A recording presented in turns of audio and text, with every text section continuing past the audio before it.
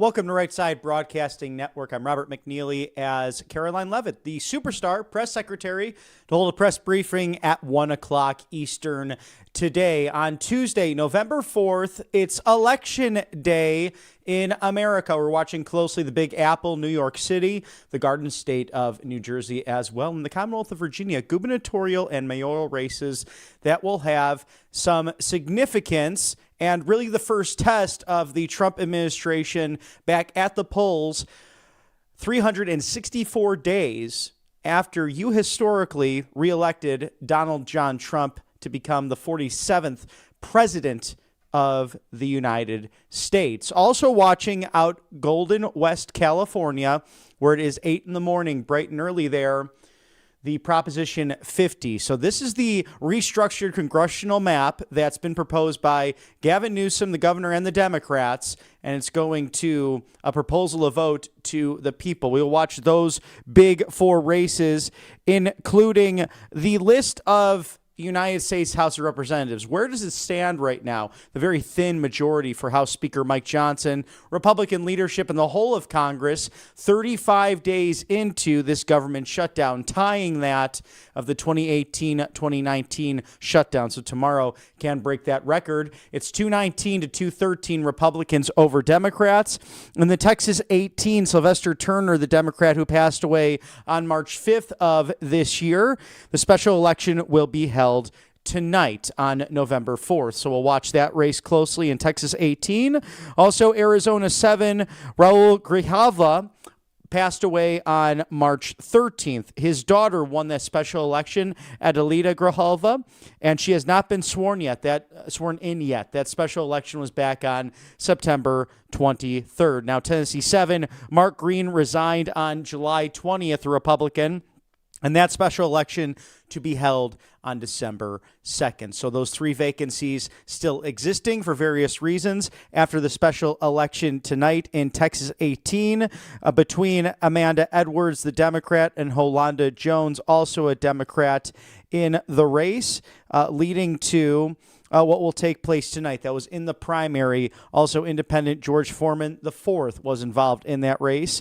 Now between Isaiah Martin and Christian Menifee, the two Democrats, going up against Carmen Marie Montiel. So we'll watch Texas 18 closely, as the real big ones tonight will be Abigail Spanberger and Winsome Sears in Virginia. Also Jack Chiarelli and Mikey Sherrill in New Jersey. Of course, Zoran Mandani, the communist Democrat that has really garnered the attention of across the country of this New York City mayoral race, and the Democrat turned independent, and now President Trump endorsing last night the former governor, Andrew Cuomo of the Empire State, as really a common sense approach to this race, as it seems as if Republican Curtis Sliwa is just not able to hold that lead with exit polls. Now, polling is polling. It is something that has really failed in recent years. So go out and vote regardless. If you're in one of these jurisdictions, in these states, these municipalities,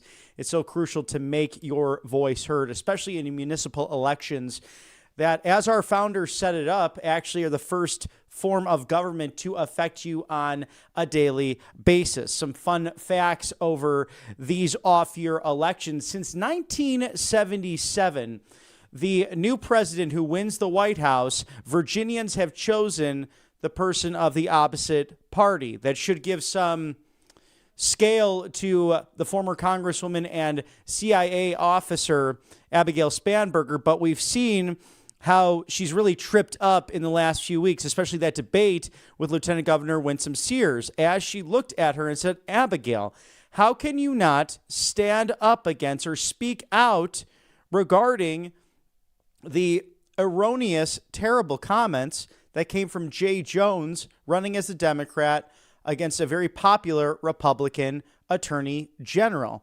And Abigail stood staring out into the audience and staring at the moderator. She would not even engage her very worthy opponent. It's really a debate moment that's quite astounding.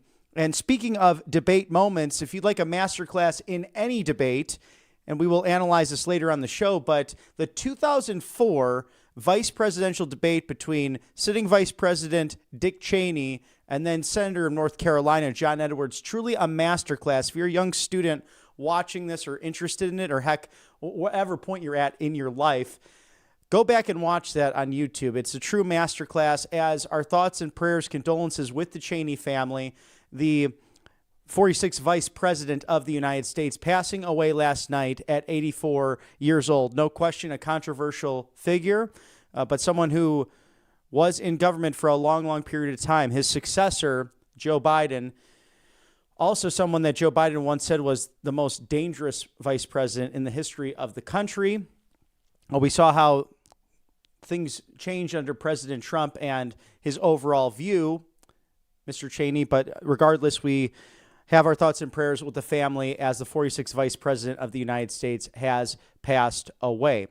Also, we watched closely the hurricane that went through Jamaica as well. This week, we might have on someone from Samaritan's Purse on the ground, seeing the restoration and recovery efforts as the island really has been decimated as a result of that terrible storm. So we'll stay on that for you here at Right Side Broadcasting Network as it's close to 11:07 again on Election Day, a bright sunny day in Washington, D.C. And we'll go through the latest from President Trump on what is a consequential day for, electorally speaking, for not only the nation in your neck of the woods, respectively, but also for millions of Americans who are going to the polls in New York City, Virginia, and ultimately New Jersey as well in the Garden States. We're watching all of that very closely with cut number one, Mr. Producer, about the communist Zoran Mamdani. President Trump stating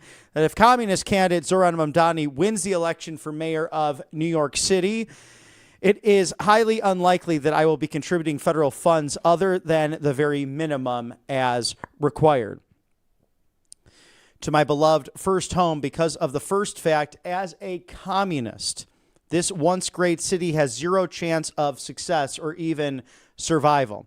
It can only get worse with a communist at the helm, and I don't want to send, as president, good money after bad. It is my obligation to run the nation, and it is my strong conviction that New York City will be a complete and total economic and social disaster should Mamdani win.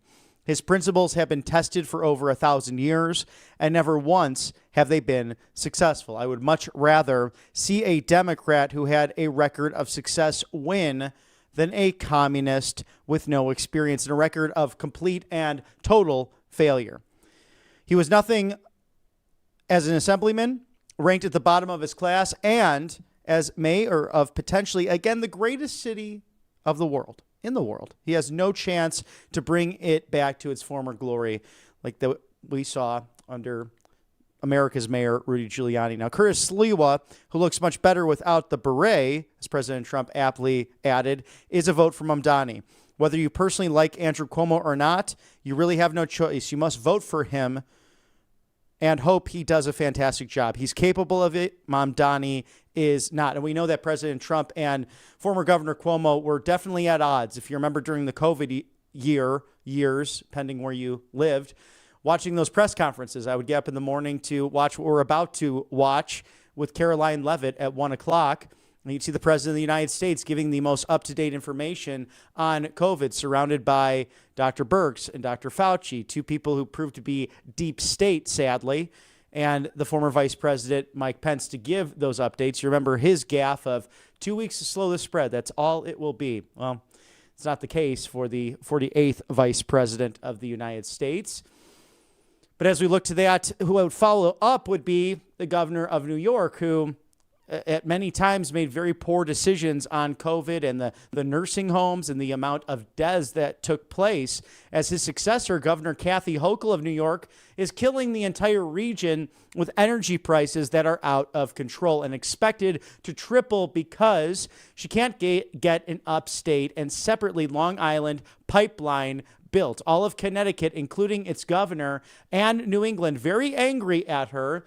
New York City is getting killed by her ridiculous congestion pricing, where people have to pay a fortune to come into Manhattan. So they just don't come. the place is a ghost town as a result. And I'm going to ask Transportation Secretary Sean Duffy to take a good long look at terminating New York City congestion pricing. The entire state is going to hell, so the federal government will, of necessity, get involved. And this is why it's so crucial, this specific vote, given the fact that this is the first real municipal vote and off your vote since those COVID years, since the mass migration of people like yours truly from the north going down to the southeast, because things are done better in the southeast of the United States. I would argue as a whole, probably the most productive region right now, especially as we look towards those public service outlets and those energy sectors. Two big people on the ballot that may not be household names: Fritz Johnson, also Tim Echols in the Peach State of Georgia, going statewide today as well. So my fellow friends in Georgia, it's on my mind once again. So goes Georgia, so goes the nation. Get out and vote today, including your respective municipalities, in order to make America great again. Starts at the local level. Thank you to allfamilypharmacy.com/RSBN. 25% off ivermectin and mebendazole right now, an additional code RSBN10 for that extra 10% off. Scan the QR code there now. Again, allfamilypharmacy.com/RSBN. It's not red tape. It's not bureaucracy. If you do not have insurance, there's no hassle. There's no problem. Simply life-saving medication, affordable, right to try, most favored nation status, participating in that, which the government under President Trump and Secretary Kennedy at HHS want to achieve. So it's simply a pharmaceutical note. Reach out to their doctors if you don't have one. Allfamilypharmacy.com/RSBN. Changing the ball game in this time of year where it's cold and flu and COVID season, although the gorgeous temperatures outside is a bit crisp and refreshing, dry as well. But that usually means cold and flu season. So get ahead of all of it. Prepare with your medicine cabinet and take these life-saving medications on the road. It's NAD+, it's methylene blue, as well as 200 essential medications and emergency medical kits. But 25% off, a great deal with ivermectin and mebendazole and a parasite cleanse if you want to do that in the meantime. Code RSBN10 for an extra 10% off the whole order. allfamilypharmacy.com/RSBN. Thank you as well to Monetary Gold for wealth and preservation securities. Call today. Do not delay. Get that complimentary presidential gold guide and clear your annual IRA fees permanently for life with Monetary Gold. Now, we know that banks are failing this year, too, already. Almost 500 under Barack Hussein Obama, and 16 in total between the first and second Trump administrations thus far. Robert Kiyosaki warning us of that. So what are you to do when central banks are hoarding up gold and silver? The storm is building beneath the dollar. It's been doing so for years. And with the BRICS nations, friends and foes, who are trying to divest from the dollar as the global standard, Americans cannot ignore the storm that's beneath their feet. RSBN4thegold.com is working with you to access that gold because it's breaking through it over $4,000 per ounce since Inauguration Day on January 20th. Silver passed 20. It's a bull market for both hot commodities. And when governments spend beyond their means and when every crisis is met with yet another $1 trillion printout and bailout after bailout after bailout, harken back to nearly 20 years ago in 2008 when then Senator John McCain, then Senator Barack Hussein Obama looked dumbfounded next to the 43rd president of the United States, who looked just as dumbfounded, abandoning his free market principles to bail out the wealthy and the rich. And then really what was left for Main Street? Nothing.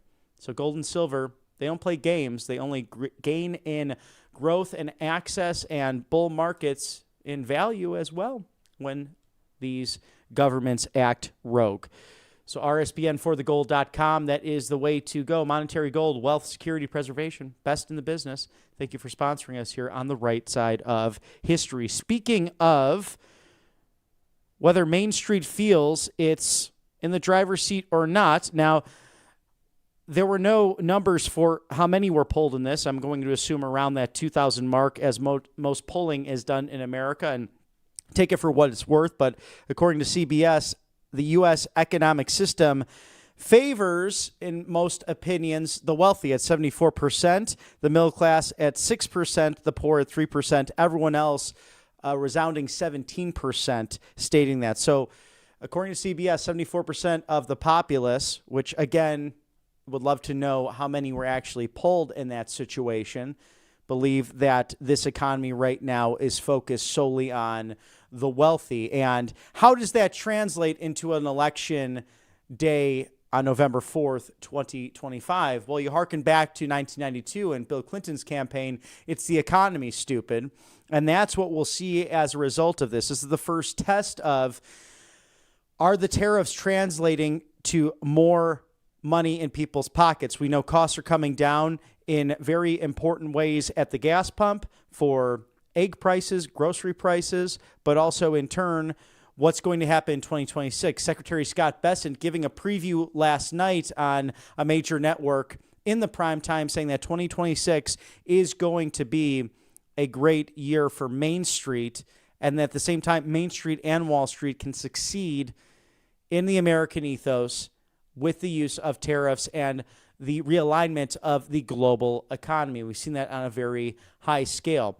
So those odds coming into play right now in Virginia and New Jersey specifically, with roughly 770,000 early votes as reported in the Garden State, close to 1.5 million being voted on early in the Commonwealth of Virginia. So we'll watch all of that today as it is Election Day in America. And let not your heart be troubled, because the superstar Karoline Leavitt, the press secretary, will be coming out at 1 o'clock Eastern for any and all updates from the White House. And I'm sure some discussion on the remarkable trip in the Indo-Pacific and the Asian countries at the ASEAN conference to APEC, to the new tariff deals and the robust military trade between the United States and Australia. And that was really the masterclass, the art of the masterclass, the art of foreign policy. I'm trying to come up with a title.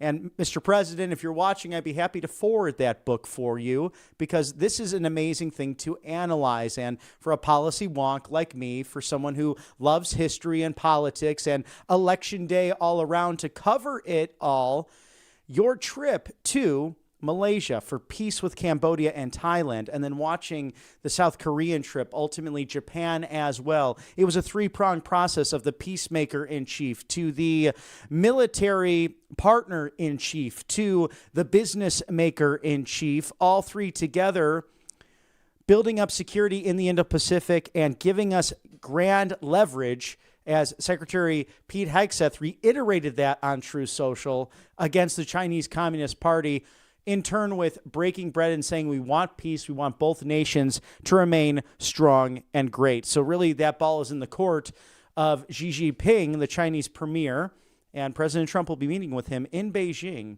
in April of 2026. He'll be here before we know it. But in the meantime, cut number 2, Mr. Producer, President Trump urging those to get out and vote, vote, vote in New Jersey and Virginia. We saw that on True Social. Virginia and New Jersey vote. Remember this, a vote for Republican means substantially lower energy prices. A vote for democracy, especially these two losers who are running, meaning Spanberger and Sherrill, especially means a doubling, tripling, and even a quadrupling of your energy costs. It will not be sustainable, and you will rue the day that you voted to destroy your life. Failing to vote tomorrow is the same as voting for a Democrat. Find your voting location there at swampthevoteusa.com. So if you are in New York, New Jersey, Virginia, California, Texas 18, and your neck of the woods, you can find swampthevoteusa.com if you're unsure on where your polling place is. President Trump's political apparatus in assistance, especially in the Garden State and the Commonwealth of Virginia in those final hours. Every vote counts. Now, a slew of congressional endorsements coming across True Social as well, all well into the double digits, and we can't necessarily share them all, but we'll share some with you now.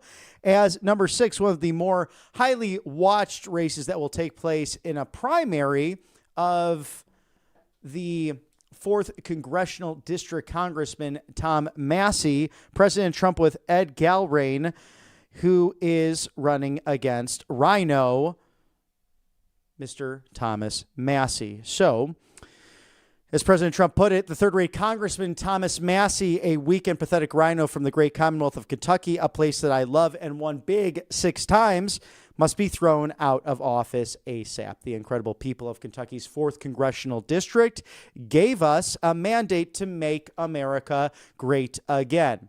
And the person that will help us do that is Navy SEAL, Army Ranger, and 5th-generation Kentucky farmer Ed Galbraith, a true America First patriot, a brave combat veteran. Ed knows the wisdom required to defend our country, support our military and veterans, and ensure peace through strength. Additionally, a very successful businessman, Ed knows how to create jobs, great jobs, cut taxes, regulations, promote Made in the USA, support our amazing farmers and American agricultural, unleashing American energy dominance, and champion of our nation's golden age. Now in Congress, he will fight tirelessly to keep the now very secure border secure, stop migrant crime, and defend our nation under siege with the Second Amendment. Captain Ed Galbraith has my complete and total endorsement against Massey, who is now polling at 9% because the great people of Kentucky are wise to him. He only votes against the Republican Party, making life very easy for the radical left. Unlike the lightweight Massey, a totally ineffective loser who has failed us so badly, Captain Galbraith is a winner who will not let you down. And we heard from Vice President J.D. Vance last week at Ole Miss in Oxford, Mississippi for the Turning Point Tour, that a question proposed to him by one of the students. And he said, this is the thing, I really like Thomas Massey on a personal level. Problem is that when he keeps voting against the party apparatus is there to elect people who are voting for the agenda. So he's voting with the Democrats most of the time. He can't really explain as to why he's doing that. And it seems like a show vote due to Trump derangement syndrome. Now, if you disagree with me, feel free if you to wish to opine. Feedback at RSBN.TV. Feedback at RSBN.TV. Think at Kalshi.com/RSBN, where you can make those trades and bets. Last minute here, who will win the New York City mayoral election tonight, November 4th, 2025? Will it be the communist Democrat, Zohran Mamdani, or the Democrat turned independent, former governor of the Empire State, Andrew Cuomo, now Trump endorsed as of last night? Will he succeed? Will Republican Curtis Sliwa surprise the world and win with the backing of America's mayor, Rudy Giuliani, in a three-way race that will have ramifications in America's finest city and the financial hub, capital, truly, of the world? Will Bitcoin hit 150,000 before March of 2026? We'll see what happens there. Scan that QR code now, Kalshi.com/RSBN. As you get ready for election night parties in your neck of the woods, angelpaste.com is your go-to. You have seen me use it here at the network. The Miracle Cream that's vitamin B infused, non-GMO, no chemicals. Also the orange option, wonderful this time of year for an extra vitamin C boost at angelpaste.com. They're Christian-owned. They hire veterans out of Spring, Texas. It's off the Gulf of America. A wonderful place to live. Experience the miracle that is angelpaste.com, and that facial spray will be great tonight to go paint the town red wherever you're celebrating these elections from coast to coast. Angelpaste.com, the miracle cream that keeps on giving. Thank you for sponsoring us here on the right side of history. As we're getting closer to the bottom of the hour, stick with us for all that is going to be really a remarkable election day on top of Press Secretary Karoline Leavitt at 1 o'clock. I had the opportunity to speak with Jairus Jackson of the Media Research Center to dive into not only these elections, but the media response to a number of different items, especially in the Commonwealth of Virginia and the Garden State of New Jersey. And we have that ready for you now. Welcome to RSBN's Live Desk. It's Jairus Jackson, the External Affairs Manager at Media Research Center. Thank you, sir, for coming on the show and breaking down Election Day, this most important day in New York City to New Jersey and Virginia. What say you on what might occur this evening? Well, here at the Media Research Center, our News Busters division, they have been highlighting the news coverage leading up to today's election. And I think just any observer of how these races have been going on so far, clearly know that the Democrats are desperate and they're a little nervous. And we should be clear, they shouldn't be. Both of these elections should be absolute layups in New Jersey. They should be absolute layups in Virginia, but the Democrats are nervous. Now, what was one of the first signs that they were nervous? They brought out Barack Hussein Obama. They took him from making Netflix movies nobody was watching, and they brought him out on the campaign trail. Now, in terms of the broadcasters, your NBC, your ABC, your CBS, their late night shows have also been going in overdrive trying to elevate Democrats. Our Newsbusters division here at MRC, they did some research. 95% of the jokes, these are on your late night shows, your Jimmy Fallons, your Stephen Colbert's, 95% of the jokes that were made about New York's mayoral election was made against Mamdani's opponents. Or I guess another way you could say that is the jokes were made to elevate Mamdani. Now, what's really funny about that is you here have a socialist, or as the president likes to say, a communist kid who never showed up for votes, has never held down a real job in his life. Listen, I was no schoolyard bully, but I can think of about 5 or 6 jokes right there. I mean, if you want to make jokes about someone, they're a grown man, they have no jobs, and they have ideas that they themselves admit. If you go back and you look at the last mayoral debate, they themselves admit they don't know how to pay for all the candy that they're offering all these suckers in New York. There's a lot of jokes, a lot of material to be made there about somebody like that. And yet they have turned all their ire against Cuomo, who, don't get me wrong, is well deserving of it, and the Republican candidate as well. So that just highlights their bias. They're bringing out the big guns and Barack Obama. They are going on overdrive, whether it's their morning, nighttime shows. They're trying to pull out all the stops for Democrats over the line in an election that was supposed to be, we should remember this, supposed to be a layup for Democrats. Yes, and that layup because the more registrations, I believe in the Garden State of New Jersey, roughly 850,000 more registered Democrats. But if you look at recent polling stating that the president of the United States not necessarily affecting the outcome of this race for the voters in New Jersey. Do we see the same thing in Virginia? So in Virginia, there's a little bit of a different dynamic going on there. You first have the attorney general's race. Let's start there because that's the one that's actually had the most fireworks, in which the Democrat candidate fantasized in private text messages, I'm sure your viewers know about this, about killing a Republican opponent and then watching his children die. Now, the Democrats are saying that those are just jokes. These are all just jokes, folks. He doesn't actually feel that way. This is coming from the same party that when Charlie Kirk got assassinated, they jumped up and down and hooted and hollered. So forgive me for not believing that maybe celebrating the death of right-leaning Americans is something they genuinely believe, not just text message jokes. What's very interesting in that race is the Attorney General, Jason Mayer, is a Republican. He has been up consistently in polling, various polling, right-leaning, right down the line, and left-leaning polling since that broke out. Now, it's interesting because Abigail Spanberger, the Democrat for governor, she hasn't denounced him. In fact, I think she's still selling like his T-shirts on her website or something. It's unbelievable. Could not bring herself to denounce this individual. He's still on the ballot today. And most of the big three cable networks, your NBC, your CBS, and your ABC, they would only talk about this race, that being the Attorney General's race. They would only talk about it in the context of, well, the Republican, I'm sure you remember from a few weeks ago, the grotesque group chat that came out, and they would loop that into the Jay Jones thing. And they would say, well, both sides are dealing with just absolute firestorms right now. You've got this little Jay Jones wanting to kill Republican kids, but then you've got this massive shell over here of Republicans in these group chats. Now, it's very funny, and it should be mentioned, that group chat came out. I can't find one prominent Republican that did not denounce them. I think the group has been disavowed, and the movement completely rebuked them. The Democrat who said he wants to kill Republicans' kids, he's on the ballot right now. I voted. I went voting probably 45 minutes before I joined you here. He's still on the ballot today. The top of the ticket, their gubernatorial, Abigail Spanberger, standing by him still. So I think those are two parallels of how the right deals with when our people get out of line and the left elevates them to the top cop in Virginia. Scary enough.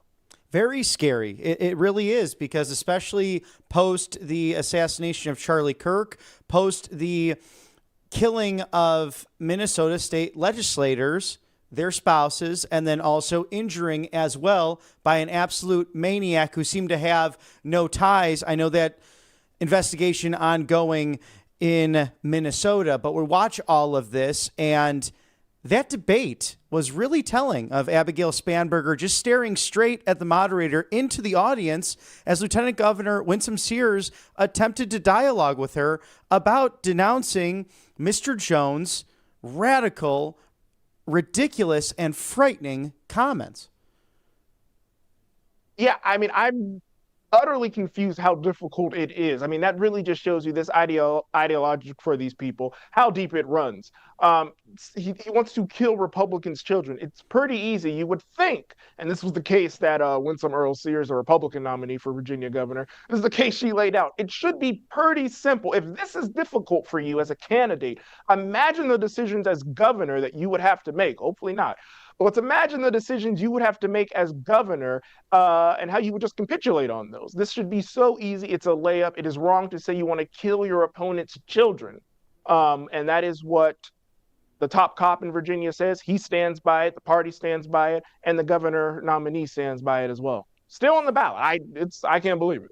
It's truly remarkable. And as we look at the media, we break it down, as you so aptly do incredibly well at MRC. Is it any surprise to us, as new revelations coming out, that even the BBC, who I have to give credit where credit's due, doing very well in actually asking questions of their prime minister, Mr. Keir Starmer, especially when President Trump was over for the second state visit with His Majesty Charles III and Queen Camilla, but coming back here stateside from January 6th of 2021, we saw how the BBC spliced and sliced specific wording from 1 hour apart of the fight comments with the initial peacefully and patriotically walk over to the Capitol and remind our good senators of being brave. They tried to splice that to make an image of President Trump and get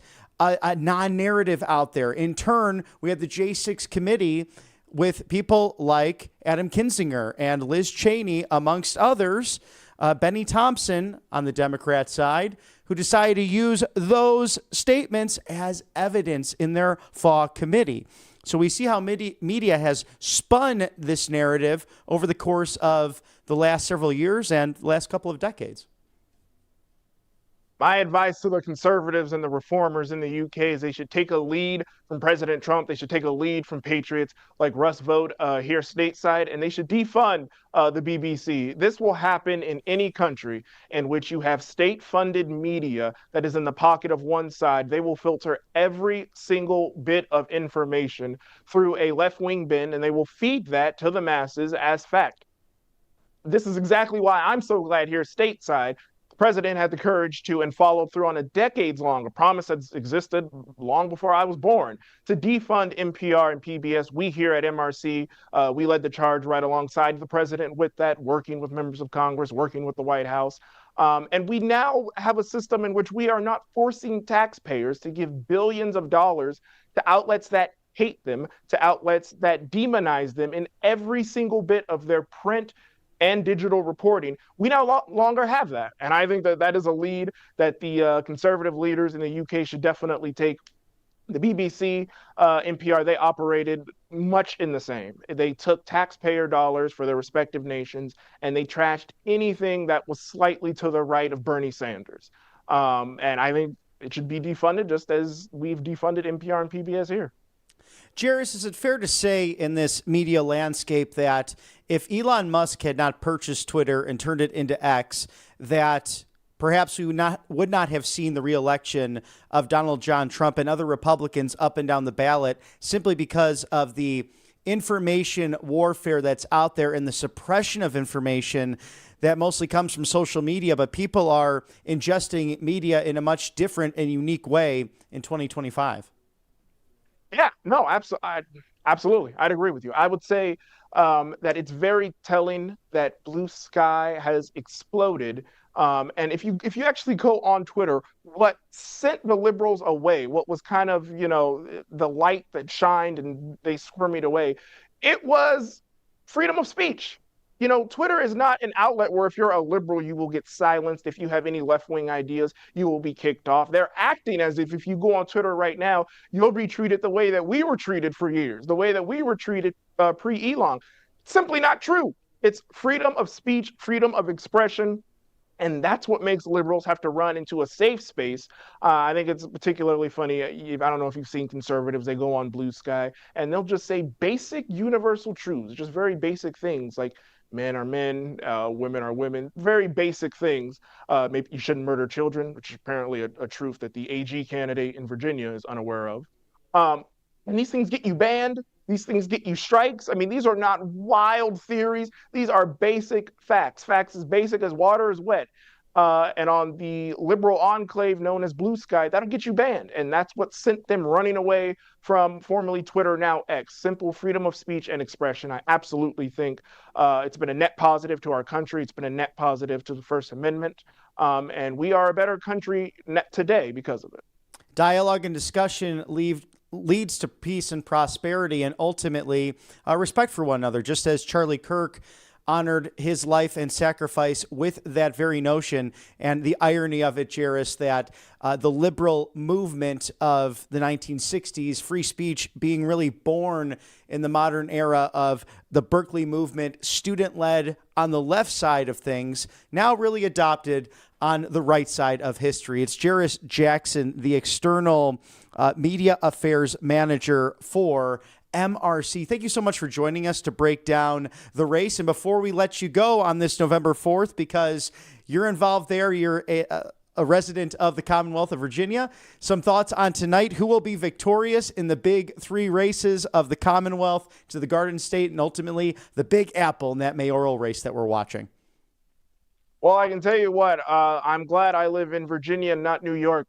There's been a lot of attention there's been a lot of attention put towards the train wreck of a candidacy that is Mamdani, and it is, don't get me wrong, but the other option is also Cuomo. So I'm just glad that I do not live there. Not much in the prediction business, but I can tell you newsbusters.org, that's our news analysis division. They're going to be taking a look at all of the election coverage tonight. Just how much cheerleading do all of the networks do for these candidates? I think sometimes when you watch this coverage, particularly when Trump was on the ballot, they're literally from the desk, like trying to wheel the Democrat candidate into victory. It's pretty funny to watch.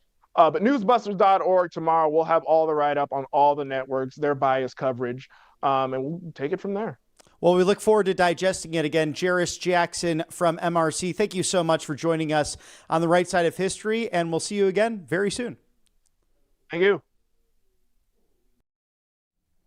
Thank you to allfamilypharmacy.com/RSBN. This cold and flu season, you see the beautiful colors there at the White House, brings those dry temperatures and overall colds, flus, COVID, the whole 9 yards. So now 25% off ivermectin and mebendazole, in case you want to dive into one of those parasite cleanse or use these off-label generic medications that are literally saving lives. NAD+, methylene blue, many of these used not only for sleep aids, but also to counter dementia and Alzheimer's as science continues to study these diseases that affect the American people. Now, with All Family Pharmacy, it's very special because they are focused on no red tape, no bureaucracy, simple pharmaceutical notes, and your right to try, the most favored nation status that the federal government is working so hard to acquire through Health and Human Services to make America healthy again. This online pharmacy jumping ahead of that and giving you access to off-brand generics that sometimes the pharmaceuticals look and say, that's not going to make us a lot of money, so we're going to stay away from that. Not All Family Pharmacy. They're focused on you and your health. And stock up that medicine cabinet. It's not a luxury anymore, but rather to be ready because the urgent cares, the pharmacies, the doctor's offices, this time of year could be through the door. And if you have young ones at home, especially when someone has the sniffles, a headache, flu-like symptoms, all of a sudden half the household is sick, if not more. allfamilypharmacy.com/RSBN. Truly your go-to. 200 essential medications, Tamiflu, also emergency medical kits that you could take on the road with you. An extra 10% off as well with code RSBN10, RSBN10. It's allfamilypharmacy.com/RSBN and covepure.com/RSBN. Speaking about making America healthy again, it starts in the gut. And we remember Flint, Michigan, the crisis of Democrat infrastructure that led to lead pipes and which can lead to poisoning of the bladder, the liver, the stomach lining, brain cancer, all tied back to lead poisoning. So a reverse osmosis system is a must, and you might as well go with the best in the business. $200 off now of covepure.com/RSBN. Their Clearwave technology literally removing 99.9% of the impurities out of the water, from fluoride to pesticides, agricultural runoff, and hormone-disrupting blockers like birth control. You may ask, Robert, what are you talking about? How does that work? Well, the water treatment centers and facilities aren't removing 100% of the toxins and particles out of the water. They do a darn good job, but not in its entirety. That's why this machine that's no larger than your coffee maker on your kitchen counter is protecting what matters most. Drink pure, live pure, Cove Pure. covepure.com/RSBN. JAMA Pediatrics doing a study right now that shows that students drinking from the tap water, they can lose up to 2 points or more in their IQ.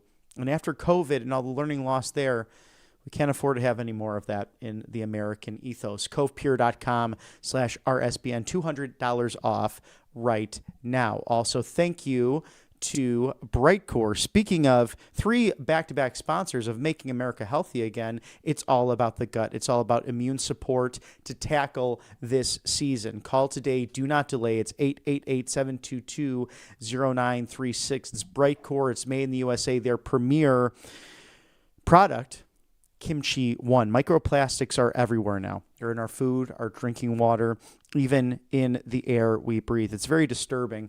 A new study showing that 94% of U.S. tap water and bottled water worldwide contain microplastics and BPA issues. So microplastics are found in 88% of our meat, our seafood. Even if you eat clean, you're still digesting plastic, and it's damaging your health from the inside out. These particles can literally get inside the gut barrier into your bloodstream and trigger a wave of oxidative stress, which scientists now link to inflammation, mutations, even cancer. And BPA in plastics is known to disrupt hormones, damage DNA, and now even showing up in the human brain. But there's hope because it starts in the gut. Kimchi 1 can be that digestive ailment that help for you from Brightcore Nutrition, one of the most powerful natural detoxifiers on the planet. It contains a unique probiotic strain proven to degrade the BPA levels, plus over 900 other strains to help flush those toxins out of your system, restore gut health, and support your immune system. So if you go online and order, it's 25% off with code RSBN. But if you visit 888-722-0936 and call, you'll receive 50% off. So a phone call, it's 50% off of Brightcore's Kimchi 1, and online it's 25% off. Either way, great savings. And right now you can do that through Brightcore, which is made in the USA. Kimchi 1. Again, mybrightcore.com/RSBN or call 888-722-0936. Thank you for sponsoring us on the right side of history.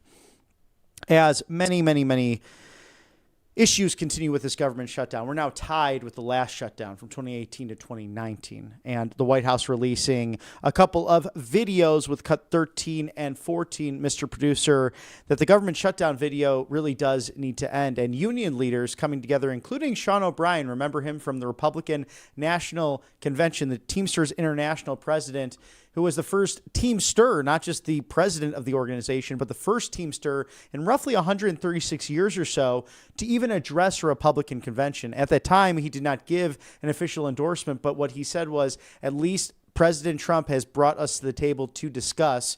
And we saw that with their recommendation in Lori Derej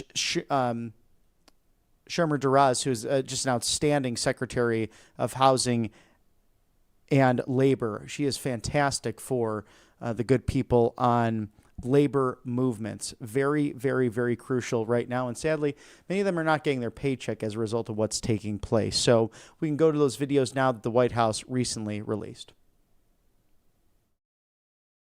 The government shutdown can hurt our energy abundance goals. The longer the government stays closed, the harder for new projects to get approved. Every day is not getting better for hardworking Americans.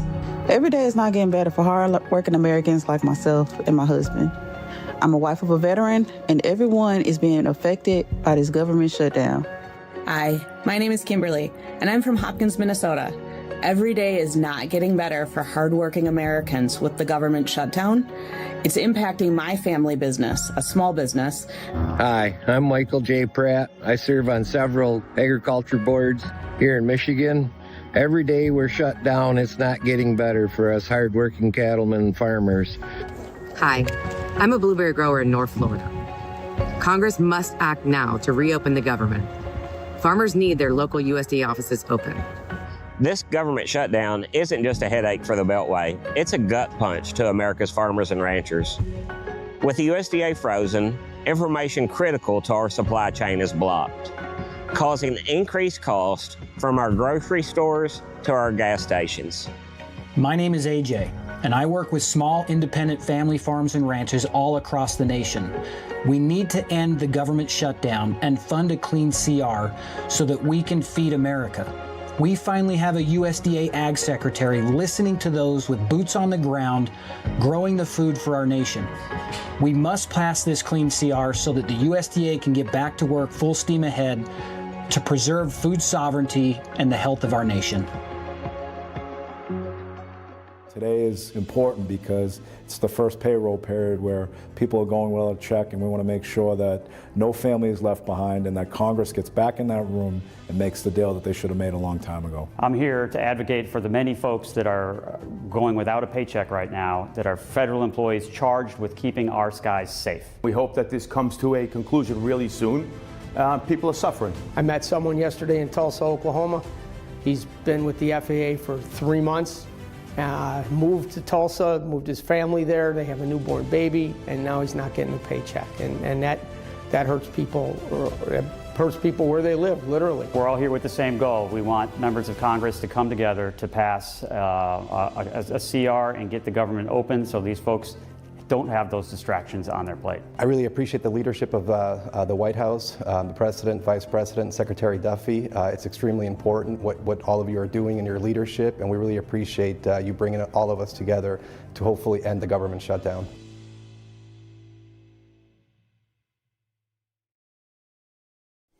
So crucial to get the government reopened. We know that the House Speaker Mike Johnson, Republican leadership, also doing their due diligence to pass that clean CR.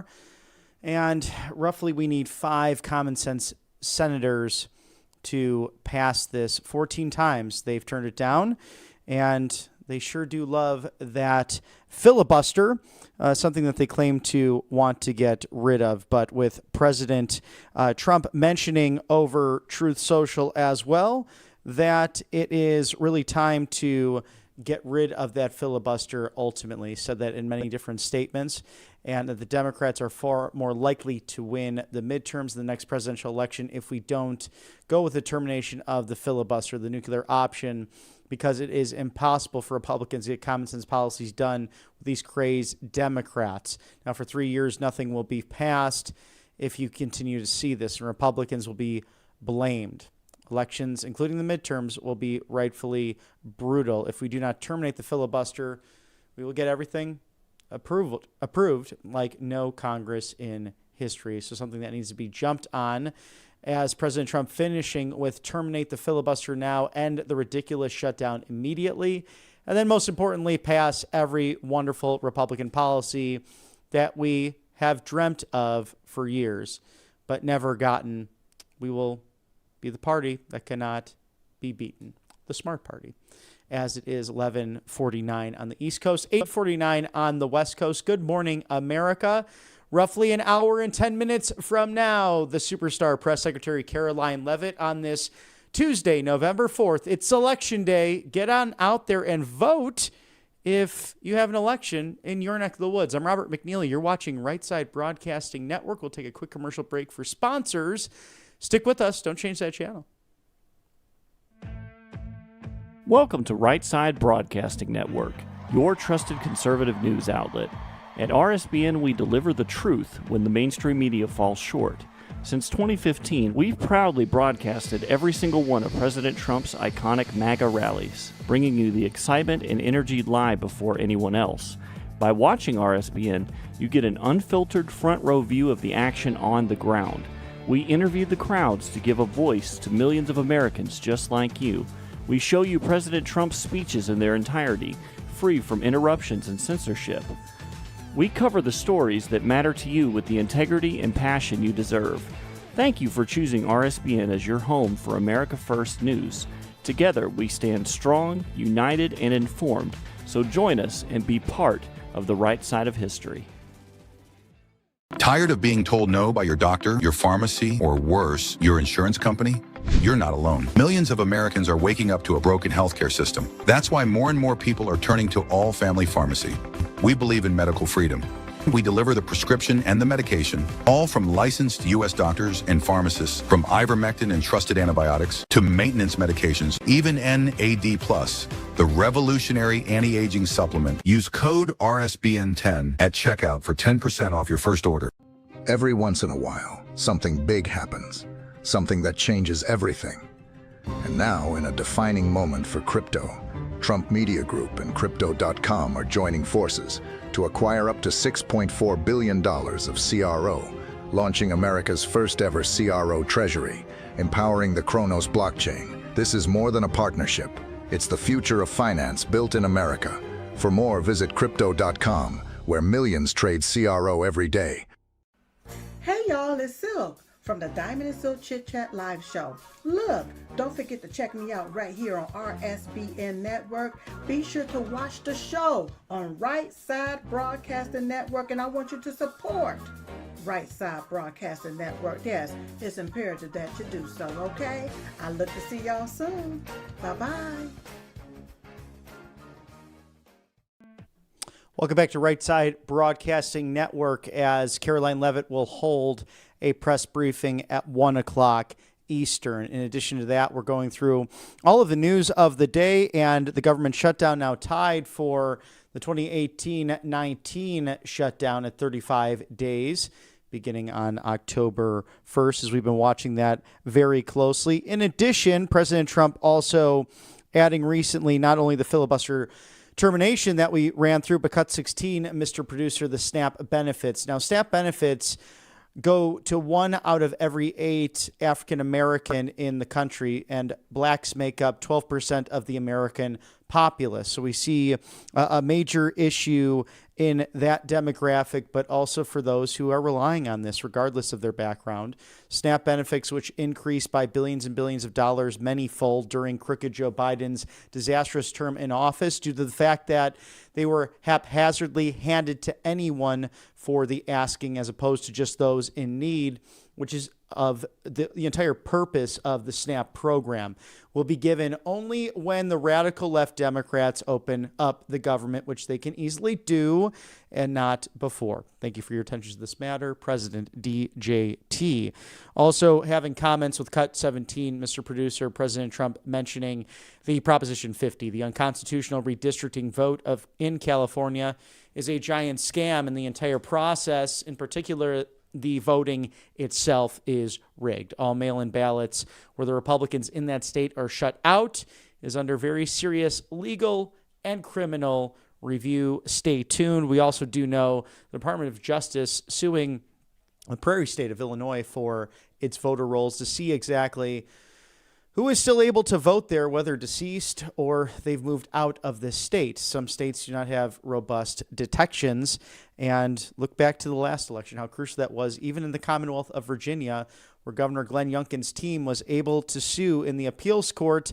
They reversed it, but then ultimately the Supreme Court decided, yes, it was valid for the Commonwealth of Virginia to remove nearly 8,000 of registered voters that were unconstitutionally assigned or still on the rolls for one reason or another, whether it was a national change of address to moving out of the state, death, to various other reasons why they'd be disqualified, including felony and other criminal charges. So something to remain very vigilant on, regardless of where you live. MyPillow.com/RSBN. Your go-to for 6-piece towel set sale back in stock. Normally going for $70, a big 70, now down to under $40 at $39.98. A very limited quantity. MyPillow.com/RSBN. It's 800-836-7566. Support Mike Lindell and Right Side Broadcasting Network by shopping now. Over 2,000 products available to make your night easier and your mornings just a little brighter. MyPillow.com/RSBN. He's the purveyor of free speech, the defender of election integrity, and maybe the next governor of Minnesota. We love Mike Lindell. He's a good man, a good friend, and I miss seeing him on the campaign trail. I haven't seen him since April, so Mike, if you're watching, Godspeed, sir. It's always wonderful to work with you to make America great again. Thank you for sponsoring us here on the right side of history. If you like what you see on this election day and the coverage that is unbridled access to your 45th and 47th President of the United States, the 50th Vice President, the 119th Congress, support us right here at Right Side Broadcasting Network at rsbnetwork.com/donate. You may also text RSBN to 801-801. Thank you for supporting us here as we take on a legacy media that sometimes simply spins it, does not tell the truth, and can be very anti-American, which is just wild to think about, given that this is the greatest place in the world to live, even with all our problems. I was watching a clip from the late, great Ronald Reagan and also the late, great Johnny Carson from some years ago. And really it was in response to these SNAP benefits and everything happening there. And we have to pray for those who are 15 to 20% of us on some form of government welfare. And that's a problem given look back to 1992. Bill Clinton said we have to get rid of the welfare state as we know it. It was a much different Democrat Party in the early 90s. But regardless of that, the late, great President Ronald Reagan stating that so many more people can do so much better for themselves than government can for them. And it's just so true. Even when times are tough, what an honor it is to be an American. And as we always look to improve to make America great again, we seek to bring you all of the speeches, all of the press conferences, everything in real time, inside and outside of the Beltway. We have an address as well if you'd like to send a check or money order to 1550-1550 Opelika Road, Suite 6, Box 344, the loveliest village on the plains. And it's a gorgeous day here in Auburn, Alabama, 36830. That's 1550 Opelika Road, Suite 6, Box 344, Auburn, Alabama, 36830. Thank you for all of your support and those amazing videos and photos from last year on the campaign trail. Can you believe 364 days ago, you put constitutional, common sense, Republican governance back in the White House and the federal city, not just the party Republican, but law and order, the republic for which it stands. You did it, and we are celebrating that today as we continue to cover at Right Side Broadcasting Network. Roughly 1 hour from now, Karoline Leavitt to hold a press briefing at 1 o'clock Eastern. Also, if you're following the Turning Point Tour, tomorrow a big stop on their campaign trail, and that is Auburn University with the likes of Benny Johnson, Eric and Laura Trump, and also Senator Tommy Tuberville, the coach, and someone who's pretty popular here in the Yellowhammer State, running for governor to succeed Kay Ivey next year. So we look forward to that upcoming race and the 2026 midterms as a whole. And we are fortunate to be joined by Andrew Seifer, the vice president of Turning Point USA Field Operations, and someone who is a dear friend who happened to be a former boss at mine at one point in the organization. Always good to see Andrew, and he will be here in Auburn, Alabama, so be sure to say hi to him if you are in our neck of the woods tomorrow for the Turning Point USA tour that continues honoring the life and legacy of the late, great Charlie Kirk. Welcome to RSBN's live desk. It's Andrew Seifer, the Vice President of Field Operations. and a very dear friend. He actually was my former boss at one point at Turning Point USA. Andrew, this tour is remarkable. The Turning Point tour coming to Auburn University, right in the neck of the woods of good old RSBN. Yeah, it's exciting. I mean, that was remarkable to watch last week with Oxford, Mississippi, and Ole Miss, and the Vice President of the United States taking questions from all those college students. It was truly remarkable. I mean, this whole memorial tour called "This Is the Turning Point" is everything that Charlie wanted. Right? He wanted to bring the VP onto campus to be able to take questions with the students. He knew it'd be the best thing for the VP and his future ambitions, and he also knew it'd take this tour to the next level, right? Charlie's name has transcended politics. It's worldwide. It had become worldwide, and it most definitely is now. And the VP was loved by so many and is loved. But he knew if he can get in front of college students and interacting unfiltered with those students, man to man, that the people would come to love him to the same degree that anyone that knows the VP adores him. But he wanted the world to see that in the same way. And that's exactly what J.D. Vance did last week. He delivered. He crushed it. So much so that we filled an entire basketball arena, all students, by the way, all students. We had half of the student population of Ole Miss in attendance. So 1 out of every 2 students was there. And, and that just goes to show that not only is the conservative movement well alive, but they are anxious to be involved, anxious to carry on the mantle that Charlie held only 7 weeks ago. Well, I think it's such a testament not only to Charlie, but the great work you have done at Turning Point USA throughout the years to see this grow in 13 years and be such a cultural icon and really a mark. I remember Charlie way back in the day saying, we are going to be more than a think tank. We're going to be a battle tank. We're going to be such a force in the American culture that sadly at the time, the right kind of let things loose to the far left, especially our college campuses. And we've seen that influence really work against the American right for a long time until the last few years. And I think, is it not that these young people are seeing someone up there, a 41-year-old vice president, the third youngest to hold the seat at the time, and a millennial, and they think, oh, wow, that could maybe be me one day. Very much so, because the beautiful thing about J.D. Vance is his story. His story of the American dream is well and alive. It wasn't that long ago. You think about it. If you read Hillbilly Elegy, it was, 15, 20 years ago, that man was in middle of America, Appalachia, literally pulling himself up by his bootstraps. He had no momentum in his favor. He took advantage of every resource that this country provides to remove himself from what was a less, he didn't have a lot going in his favor. And so he figured out, okay, what is out there? And to him, it was the military, and then using the GI Bill. But the nice thing is, as he used the GI Bill to go to Yale and he got his prestigious law degree, and he worked his way up the ranks, he's never forgotten his roots.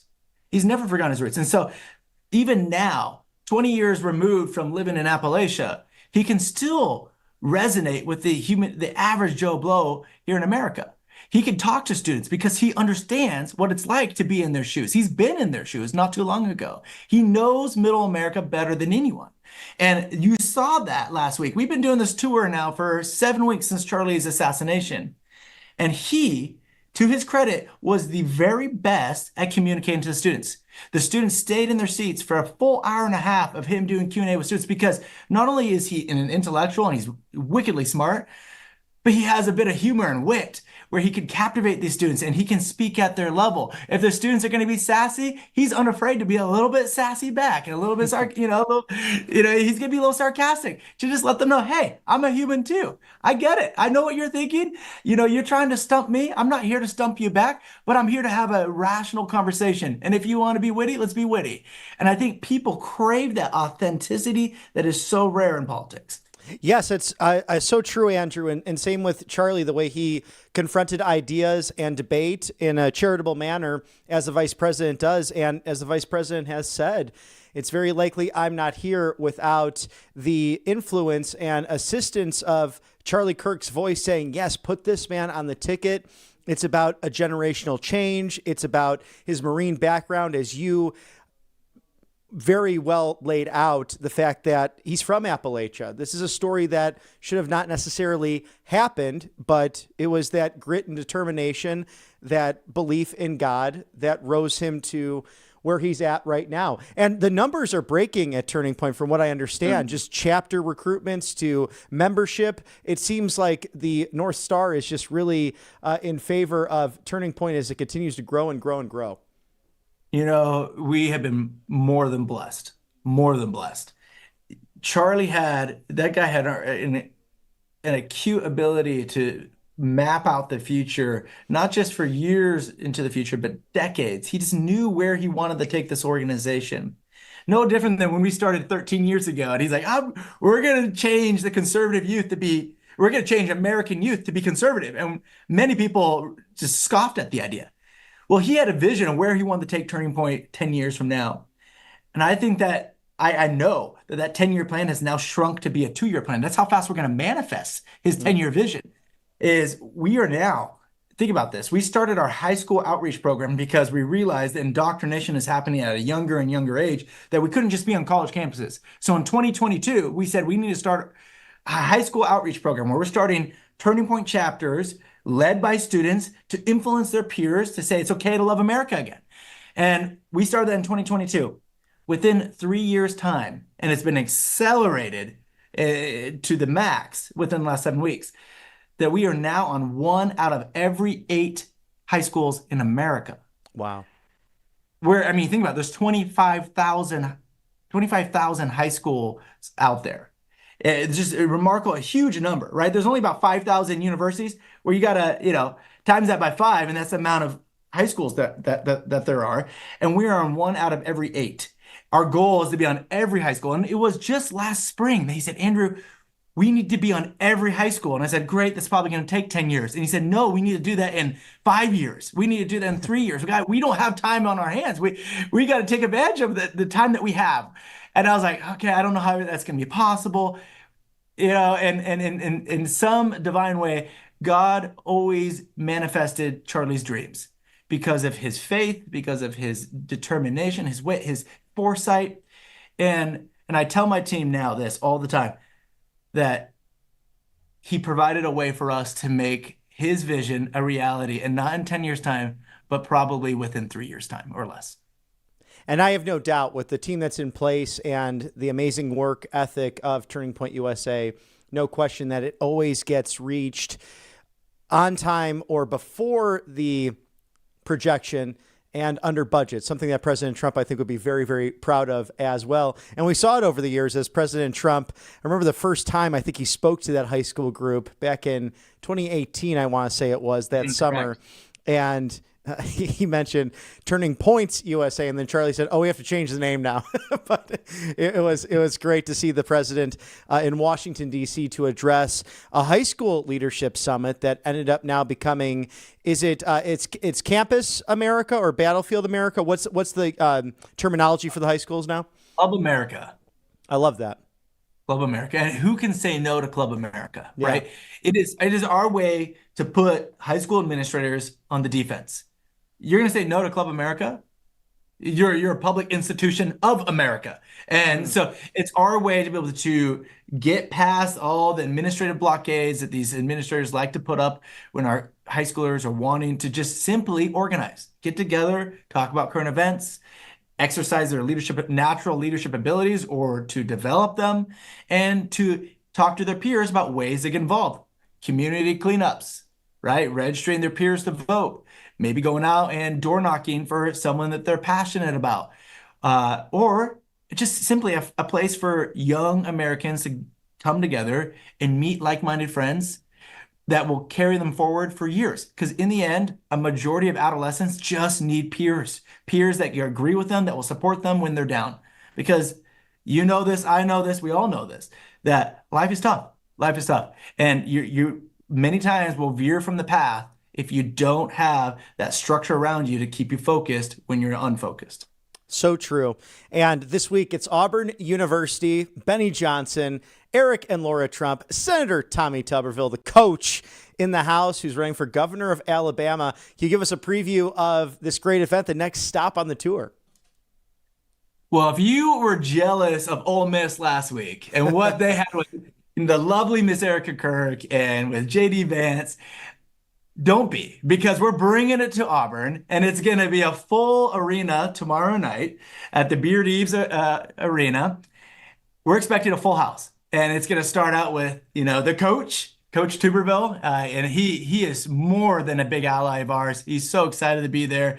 And then we're going to run right into Benny Johnson, and if you've never heard Benny Johnson live, you're bound to be laughing barely at the edge of your seat, because he puts on a show, and he's going to help everyone laugh and be able to work through their grievances and their feelings since 9/10. And he's going to help people see the future and what that looks like. And then Erica and Laura Trump, what a dynamic duo they are. And, they were the first to say, whatever you need, bring us, put us out there. We want to engage with the students. We want to carry on the mission that Charlie started. And I think that's something that's important to note, Bobby.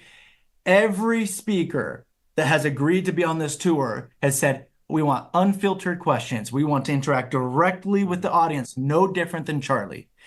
Keep in mind, a lot of these people probably have never done that in their lifetime. And for them to say, you know what, I'm going to go out of the comfort zone. I want to honor Charlie in the way that he lived his life, even if I've never done it myself. And I will say, every speaker that's done it has walked away saying, we loved it. How can we do this again? Because there's something captivating to working directly with young Americans and seeing what's pertinent to them, what values matter most. And you're going to see that tomorrow at Auburn University, where you're going to walk away and say, wow, there is hope. Not only is there hope for the future, but right now, people are engaged, they're excited, and they're ready to get to work. Yes, and that's people like Glenn Beck and Megyn Kelly, Tucker Carlson, the Vice President of the United States, to tomorrow night with Benny Johnson, the Trumps, and Senator Tuberville. It's an exciting time to see people really engaging in their communities, and that's where it happens on the high school and college campus, because if they're able to break bread with these people, whether they agree or disagree, maybe they start to think, oh, I can end up doing that one day, or it might pique an interest to get involved in various different kinds of vocational training or work within the context of American life. Exactly. People that love Trump, you have to realize we are fortunate that Trump is in office because of the work that we did on college and high school campuses. Charlie was relentless at saying, I want to speak to every student on campus. We have not seen a rightward shift as dramatic as we saw this past election than with 18 to 24-year-old young men. The dramatic shift to the right, which hadn't happened in 4 decades, was in large part because Charlie was willing to engage and have those tough conversations. And everyone has come to terms that no one can deny that, the left nor the right. The right obviously already knew it, but the left has had to come to terms saying, you know what? Charlie was onto something. He knew what he was doing. It worked by engaging with difficult questions and showing the middle ground. Hey, maybe there's something to our ideology and our way of thought and our mindset. It worked, and it brought so many people to the right. And so now what we're seeing with Megyn Kelly, Tucker Carlson, Glenn Beck, people that have never been on a college campus to speak before, they are engaging and they're saying, wow, I get it now. I see what Charlie was doing. I see why it's so captivating, why it's so rewarding, and why we need to continue to fight the same way that Charlie did. Someone needs to take that mantle on. And you know what? It's not going to be one person, but it's going to be all of us coming together and engaging with college students the way that they thirst. They thirst for it because they're not getting it in their college classrooms anymore. They're saying, where can we have this robust civil dialogue? Right? We're not having it before. It's not happening now, but they thirst for it because they want to work out their ideas the same way that JD Vance worked out those ideas with many college students last week, because they weren't soft on him. They went hard. And we're probably going to see that again tomorrow with Benny, the coach, and the Trumps. Well, I can't wait because it's special for me. And we really grew together through the organization. And you've been there for a long time now. And much of this is responsible for the success. What we see is thanks to the work of Andrew Cipher and countless others. Tell us, Andrew, the lasting legacy that Charlie Kirk meant to you and how we can carry that future forward in what's clearly become a revival from the church steps to the halls of government. Well, let me say, Benny, unlike you, I do age. And so Benny, Bobby looks great, should I say. Bobby looks great. But I'm a dinosaur here at Turning Point. I've been here since 2016. And I remember begging students to come into a room when Charlie was still somewhat unheard of. And I said, please come into the room so I can keep my job, so you can hear from this man. And, I put everything on the line back in 2016 for a man that was relatively unknown. Because Charlie, to me, having worked in politics for many, many, many moons, that is, Charlie was the real deal. He lived by what he preached. That's very hard to come by sometimes in this space, and just in this modern world that we live in. Few people are authentically themselves. Charlie, he knew what his North Star was, and it was honoring his word, honoring God's word, and his promises he made to God. I knew back in 2016 when I joined this company, when he was relatively unknown, that was someone I wanted to tie my ship to. That was someone that I wanted to go to war with, because I never had to guess where his heart lied. I always knew that he would do the right thing by God. And over the years, as his platform grew, more and more people got to see that part of Charlie. They got to see what made him special, and that resonated with them. It made them want to do more, give more, be all in on the movement, all in on standing up for good, speaking up when it was, out of their comfort zone. He was my motivation. He was my motivation because I saw that, through an unpolished young man, God was able to bring about miracles worldwide. Now that he's gone, he continues to be my motivation and my North Star. I know he's up there, and I know he's looking down on me, and I have to make sure that I don't let him down. And, to hit his role in my life changed my life, and seeing how he changed the world in the last 7 weeks has only made me want to dig in deeper, continue to fight harder, to say, you know what, if he was able to do that, what can we do together collectively to make this world even better?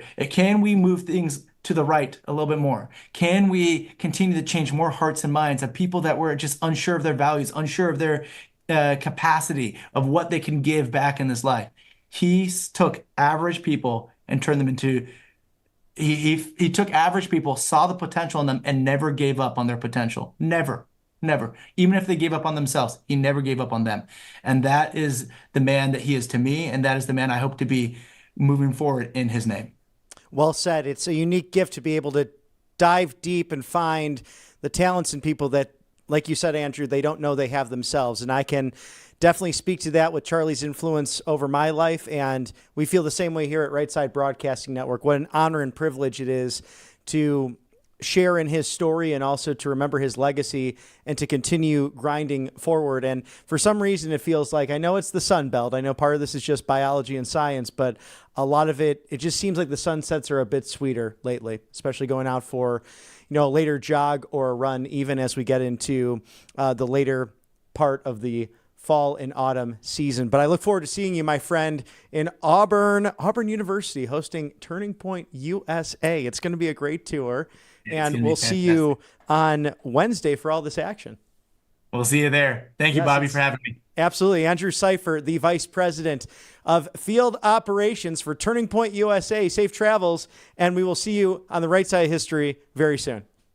Sounds great. See ya. Thank you to allfamilypharmacy.com/RSBN for sponsoring us during the fall flu season. Get all of what you need in your medicine cabinet and also on the road with you with 200 essential medications, emergency medical kits, including Tamiflu, ivermectin right there, mebendazole, now going for 25% off in addition to code RSBN10, that's RSBN10, for that extra 10% off. Ivermectin and mebendazole, very good for parasite cleanses, also for generic off-label use. These pharmacies They might be big, they might be corporate, they might not see the value in having these on their shelves. It does not stop the all-family pharmacy from focusing on getting away from bureaucratic decisions. They're more about your doctor and you making those decisions. They can also help with medical advice where needed, as they always advise, though, to go for medical advice elsewhere. If you can't do that, if you don't have insurance, it's okay. You just need a pharmaceutical note for All Family Pharmacy's products at allfamilypharmacy.com/RSBN. Scan that QR code there now. And again, 200 essential medical needs for you, for your medicine cabinet, to taking them on the road as well. So something that you should dive into this time of year, in addition to good sleep, lots of fluids, working out. Do those cold showers. The cold showers work, I could tell you. I've been trying to practice that more often, and it does build up that immunity. allfamilypharmacy.com/RSBN for all your life-saving medications. And speaking of health, but from a wealth perspective, Monetary Gold. Save what matters most. Retirement to pensions to everything that you've worked hard for. Monetary Gold is the best in the business. Call today. Do not delay for IRA fees. Gone permanently for life. And grab that complimentary presidential gold guide to determine what's best for your saving plans. RSBNforthegold.com, 888-617-7994. The 777% truth the media won't tell you. Which is, what am I talking about? Well, over the past 20 years, we've seen inflation skyrocket at times, the printing of money, and the transformation that has taken place hidden behind the noise and the headlines of political movements, whether Republican or Democrat, with unfunded liabilities, wars, to bailing out Wall Street and saying whatever to Main Street. Now, while most Americans were distracted, gold rose 777% in nearly the last quarter century. The U.S. dollar, meanwhile, lost more than 40% of its purchasing power, which has led to the divestment movements of the BRICS nations. This is not coincidence. It's consequence of poor decisions by both Republican and Democrat administrations of yesteryear. Every dollar printed, every bailout passed, every promise made by Washington steadily diluted the worth of your savings. But in this bull market of gold and silver, they did not rise without the dollar declining. So how do you prepare for that first or second property purchase? How do you prepare for generational wealth and leaving that to your family? The lesson is simple. Those who act now preserve what matters most to them. Wealth security preservation. It is Monetary Gold at RSBNforthegold.com. Thank you for sponsoring us on the right side of history. Kalshi.com/RSBN. You still have time at 12:22 Eastern to put in your trades and bets on the New York City mayoral election. Will the communist Democrat Zoran Mamdani succeed as a 33-year-old who really has not done much in life other than blame everyone for so-called capitalist problems? But this man wants to literally socialize the farmers markets in New York City, the thing that's most affordable in the Big Apple. It's insane. And you have Andrew Cuomo, now Trump endorsed as the former Democrat, now independent governor of the Empire State from 2011 to 2021, seeking to make a political comeback similar to President Trump after all of that lawfare. And God knows, as Jairus Jackson, our friend at MRC, put earlier today, there's plenty of laughter and fodder you can throw in the direction of Andrew Cuomo, but President Trump stating at least he can handle the job and we can work with him even when we disagree. Will Curtis Sliwa, the Republican nominee, pull an upset? We will watch tonight. Will Bitcoin hit 150,000 before March of 2026? Scan the QR code now. It's music, sports, culture, politics. It's the American experiment, and you can trade and bet on it at Kalshi.com/RSBN as we prepare for what's sure to be a great press briefing, always is, with the superstar press secretary Karoline Leavitt at the top of the hour. Do not change that dial. It's election day. It's November 4th. It's a Tuesday. It is gorgeous with the fall colors, especially outside the White House. Right here, the loveliest village on the plains. As I drive up and down 85, you see that.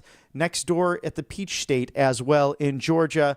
Send us some pictures from your neck of the woods, feedback at rsbn.tv as we prepare for the midterm elections in 2026. I'm Robert McNeely. Stick with us here on the right side of history.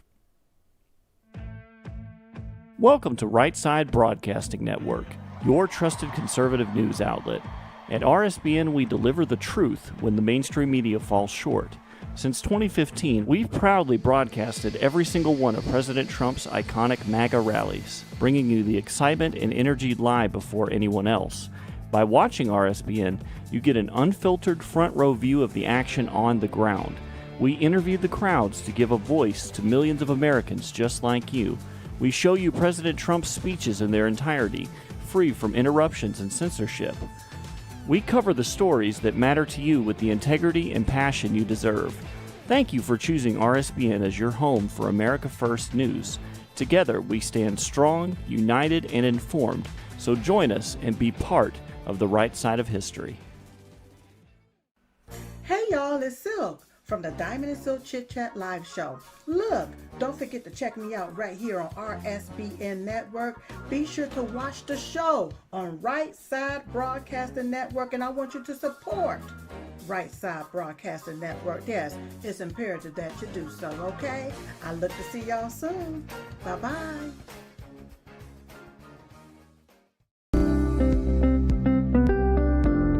allfamilypharmacy.com/RSBN. You can scan that QR code now, RSBN10. That is the code, easy to remember, for 10% off. This is ivermectin, hydrochloroquine, antibiotics that will save you and yours from bacterial and viral infections, NAD+, and much, much more. 200 essential medications and emergency medical kits, the meds you trust delivered to your door. Welcome back to RSBN Live Desk today on Election Day, Tuesday, November 4th, as Karoline Leavitt will hold a press briefing at 1 o'clock Eastern.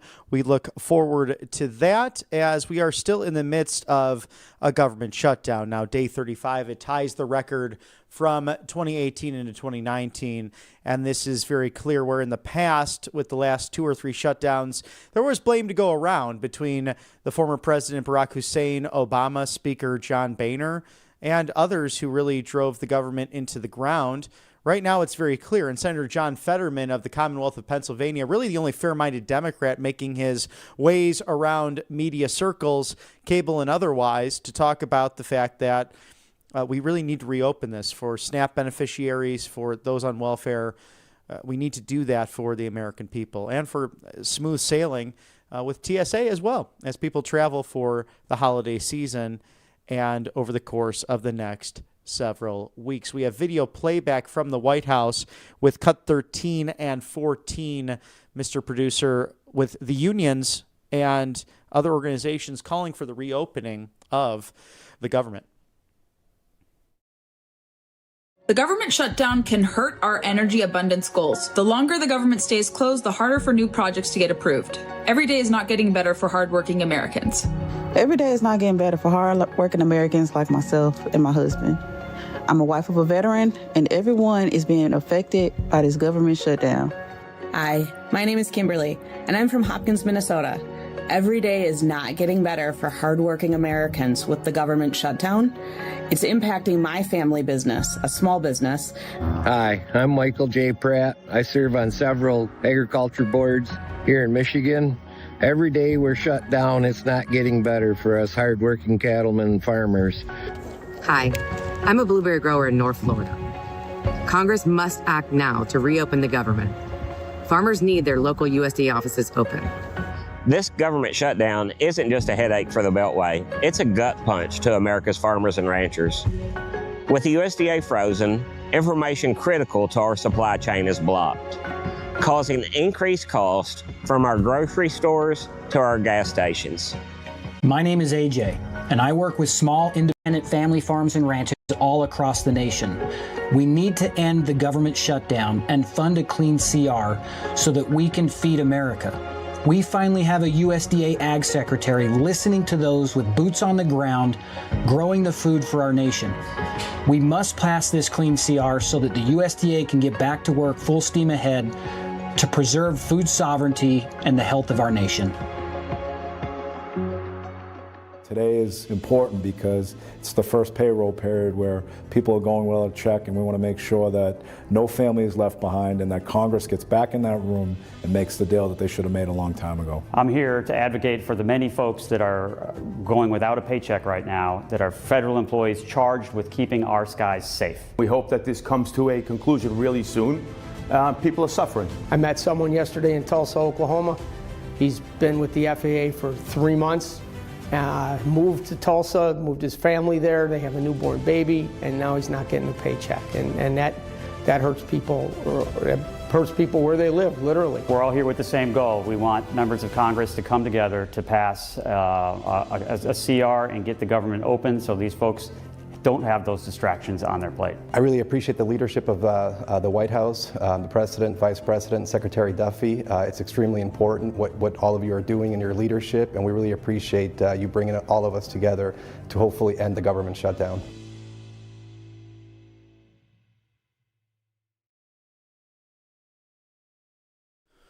And with cut number 16, Mr. Producer, we do find that SNAP benefits really being affected by all of this, and Americans since November 1st having trouble who are on this funding stream.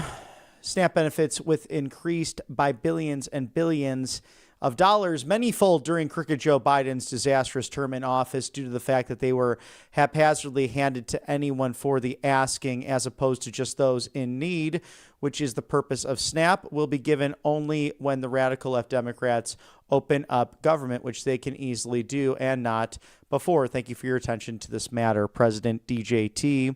And to run you through everything as we did in the first hour regarding this and the mirror of Election Day, how does that affect local elections? President Trump with cut number 3.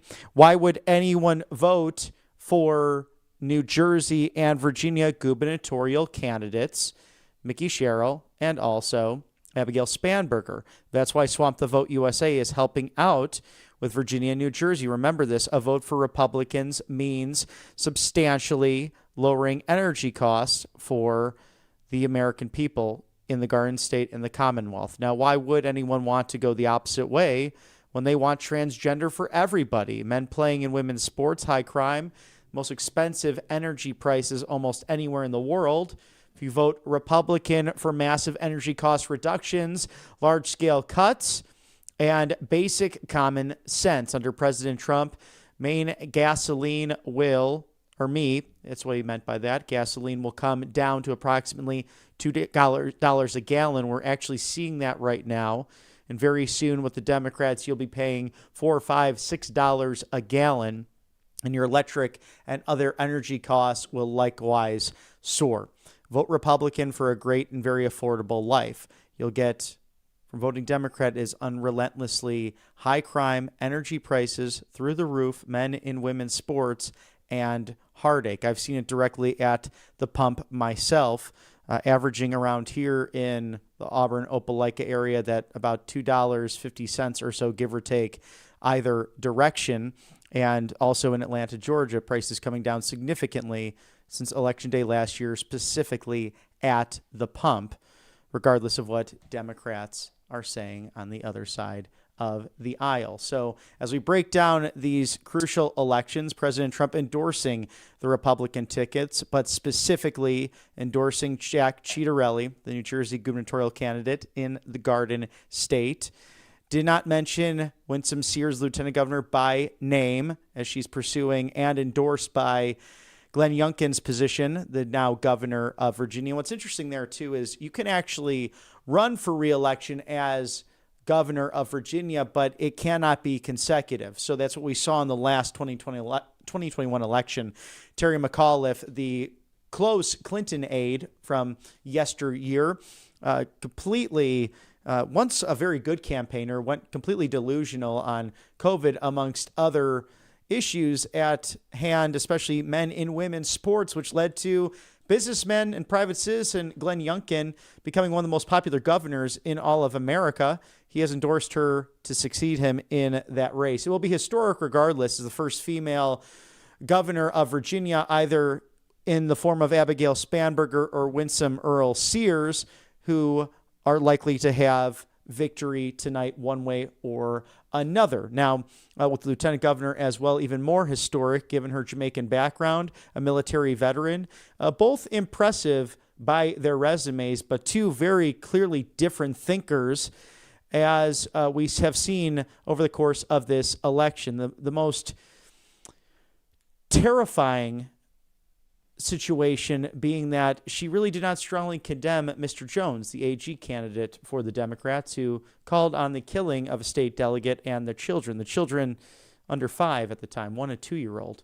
So really bizarre behavior and hateful speech coming from that individual running against a very popular Republican attorney general who's up for re-election, and Abigail Spanberger's website not taking down the campaign paraphernalia, shirts and hats and whatnot of the entire Democrat ticket. Interesting to watch there. And we know what's happened in New York City, where President Trump has endorsed officially, according to last night, Andrew Cuomo, the former governor of New York. And they had odds during COVID and odds on many different things, but President Trump said he can work with him, and we will watch that race very closely as well. So stay tuned tonight for election night coverage in America. Can you believe it's been 364 days since the presidential election of last year? Wow, does time fly when you're having fun? Thank you to Angel Paste, the miracle that is angelpaste.com. I used the vitamin B miracle cream, the OG. There's also the orange option infused with vitamin C for this time of year. Good for cold and flu season and to remain healthy against those dyes and the nastiness that you see out there with other products. How about the facial spray? Great way to paint the town red. Experience the miracle today at angelpaste.com. It is one of the finest out of Spring, Texas, off the Gulf of America. They're Christians. They hire veterans, and we love them here. Angelpaste.com. Thank you for being on the right side of history. Covepure.com/RSBN. Get $200 off now of that coffee machine right there. Well, it's not a coffee machine, but it sure looks like one, right? It's a reverse osmosis system that is dominating the market with their new technology. 99.9% of the fluoride, pesticides, agricultural runoff, hormone-disrupting blockers like birth control, all cleared out of your tap water to make it clean drinking water for you through Clearwave technology. It's the best in reverse osmosis systems. JAMA Pediatrics putting out that study that children losing 2 or more points in IQ if they're drinking from the tap on a regular basis. We know what's happened to students since COVID. We don't want to continue to that, any other learning disability that might be out there, whether induced by government or by the things that are in your home. Protect what matters most. Drink pure, live pure. We have Utah and Florida proposing legislation, actually pushing it through. And Spencer Cox, the governor of Utah, Ron DeSantis, the governor of the free state of Florida, in support of these measures to remove fluoride and those pesticides out of the water. And we can't forget Flint, Michigan, the nightmare that was the lead in the drinking water. Something scary when Democrats lead on infrastructure or lack thereof, and that could lead to stomach lining issues, to liver and kidney failure, ultimately to brain cancer with lead poisoning. So get all of the bad out of the water and drink what's pure, live pure, covepure.com/RSBN. $200 off now. Scan that QR code there as we're breaking down everything on Election Day, on day 35 of this government shutdown since October 1st. And also the fact that 1.5 million Americans voted early in the Commonwealth of Virginia. According to a CBS poll, most Americans believe that the American economy is favoring the wealthy right now.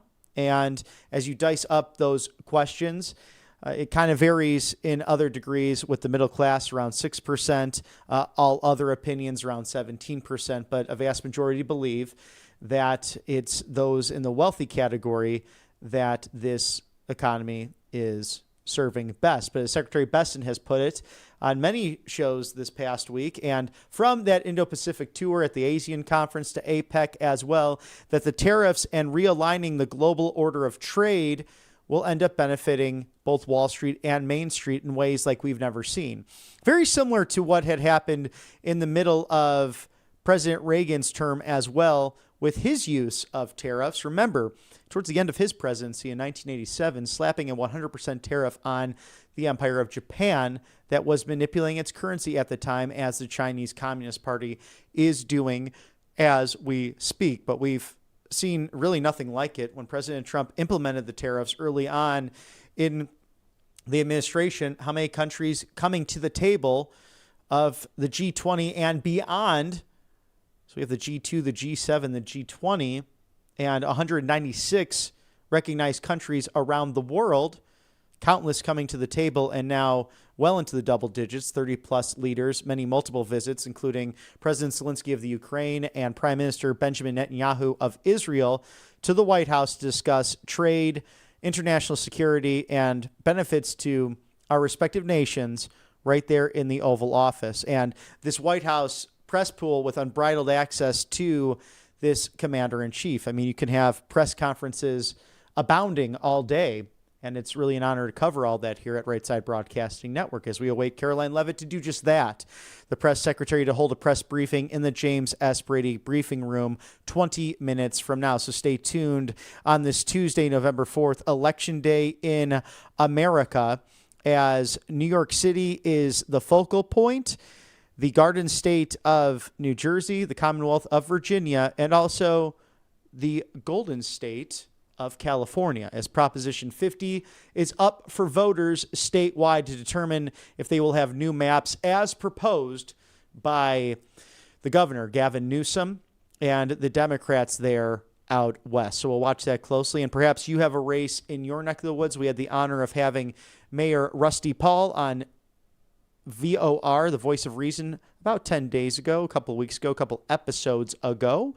And he detailed his race in Sandy Springs, Georgia, that mid-sized city that is home to many corporations in America, including Mercedes-Benz. And he's a gentleman who has my complete and total endorsement, as he's led the Republican Party in Georgia, led as a state senator in the Peach State, as well as now as the second mayor of a young city there in Sandy Springs, Georgia. So we're watching all of these races closely. If you have any in your neck of the woods and want to talk about them, feedback at rsbn.tv. Feedback at rsbn.tv, because ultimately, based on this constitutional Republican system that our founders set up nearly 250 years ago, checks and balances, 3 articles, it's a gorgeous thing.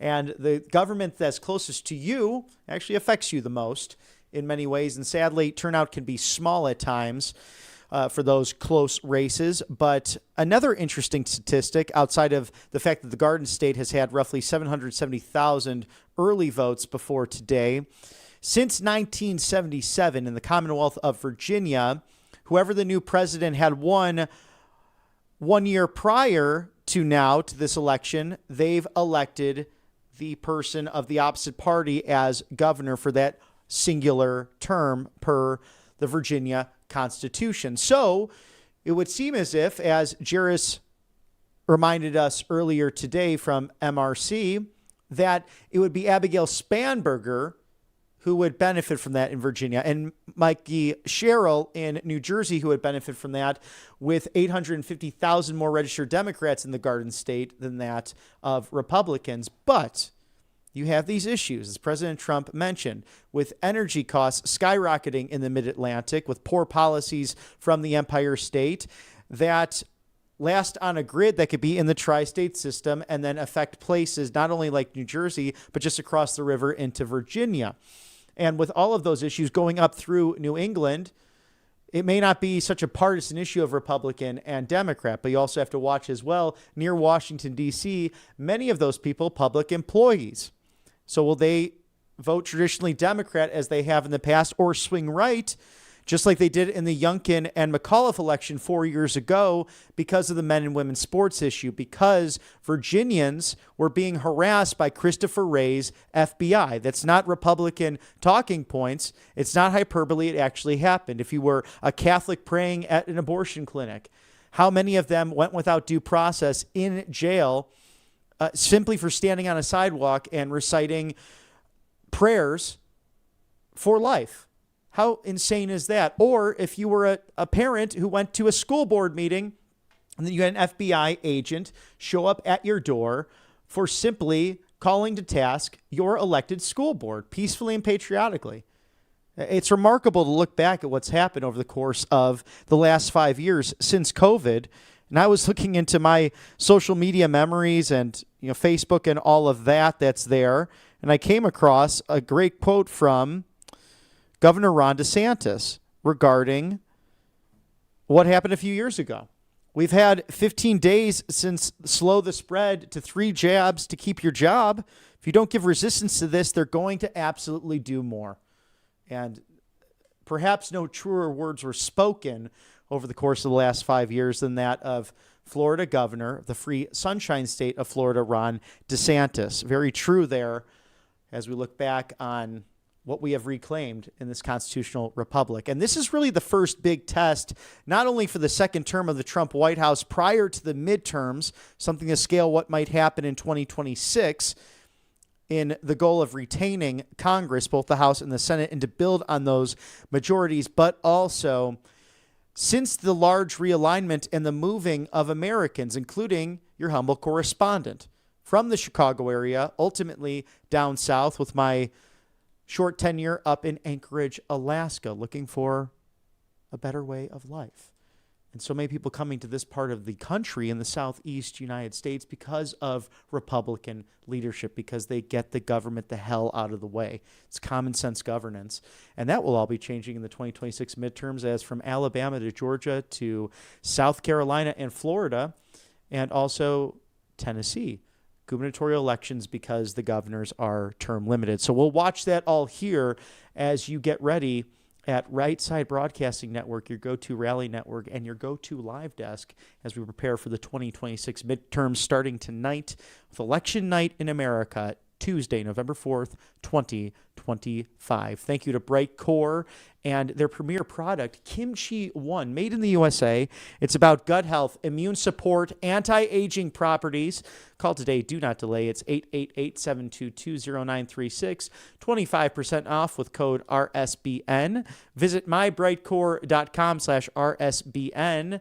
And if you call, you'll get 50% off. So I think it's worth the phone call versus simply doing it online. But if for some reason you can't make that online purchase today or the phone call, you can have a couple of options in order to make savings. Now, with microplastics everywhere now in the air, in the water, in the food we consume, a new study showing 94% of U.S. tap water and bottled water worldwide contain microplastics. Now, microplastics found in 88% of our meat and seafood. Even if you eat clean, you're still looking at ingesting these terrible, damaging things for your health inside and out. These particles pass through the gut barrier, enter your bloodstream, and trigger a wave of oxidative stress, which scientists now link to inflammation, mutations, and even cancer. BPA in plastics is known to disrupt hormones, damage DNA, and is now even showing up in the human brain. But there is hope with Kimchi 1 from Brightcore, made in the USA. Again, 888-722-0936 for 50% off.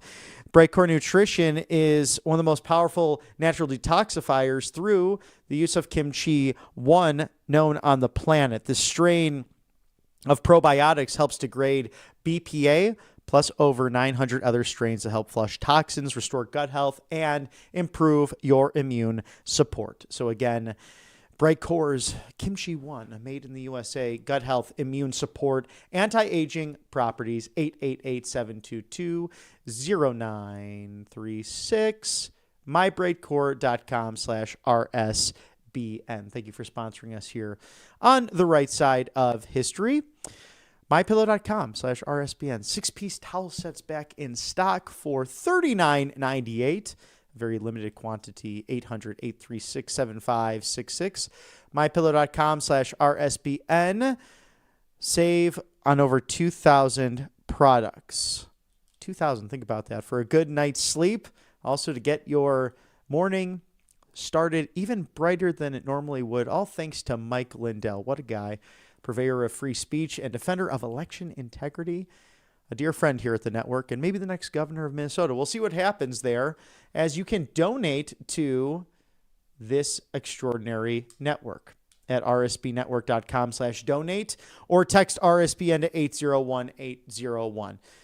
Remember all of the campaign 364 plus days ago when you put the Trump administration back in the White House with some new characters, some better characters, in the form of your 50th Vice President J.D. Vance to House Speaker Mike Johnson, the 119th Congress, a man who did not want the job but has done an amazing way of courting, whipping support with 219 in his caucus, 213 for the Democrats, with 3 vacancies, including Texas 18 to be determined tonight as we watch returns this evening. We have an address to send check-in money order as well. 1550 Opelika Road, Suite 6, Box 344. The loveliest village on the plains, 36830. 1550 Opelika Road, Suite 6, Box 344. Auburn, Alabama, 36830. Thank you for sponsoring us on the right side of history with your donations. It makes a difference. It really does. As we take on legacy media that is often anti-American and often putting out fake news, as we see live there, our colleagues coming together in the James S. Brady briefing room. We'll take a quick commercial break for sponsorships here on the right side of history.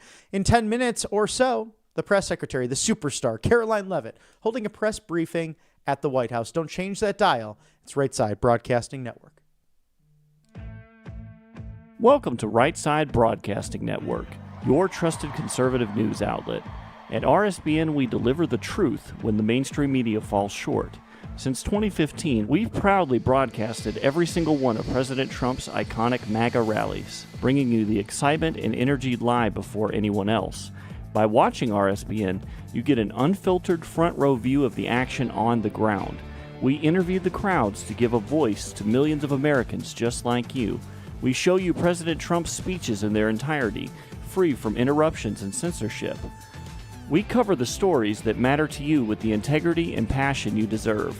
Thank you for choosing RSBN as your home for America First News. Together, we stand strong, united, and informed. So join us and be part of the right side of history. Hey y'all, it's Silk from the Diamond and Silk Chit Chat live show. Look, don't forget to check me out right here on RSBN Network. Be sure to watch the show on Right Side Broadcasting Network, and I want you to support Right Side Broadcasting Network. Yes, it's imperative that you do so, okay? I look to see y'all soon. Bye-bye.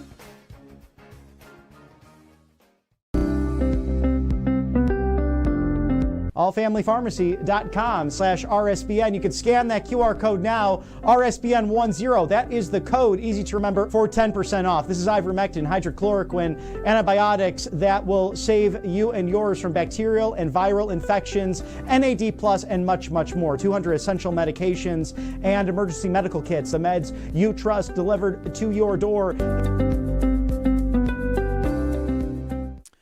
Welcome back to Right Side Broadcasting Network. Producers, let's run through the slew of endorsements, starting with number 7, if we can. President Trump putting out on Truth Social, too many really to go through with all these great endorsements. But America First, Michael Whatley, you might remember him as co-RNC chair with Laura Trump just last year.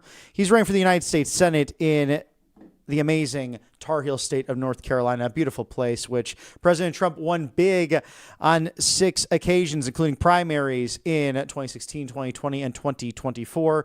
Michael is fantastic at everything he does. That's very, very true, and was certainly a star as co-chair of the RNC, where in the presidential election, we won every swing state, the popular vote, and the Electoral College by a landslide.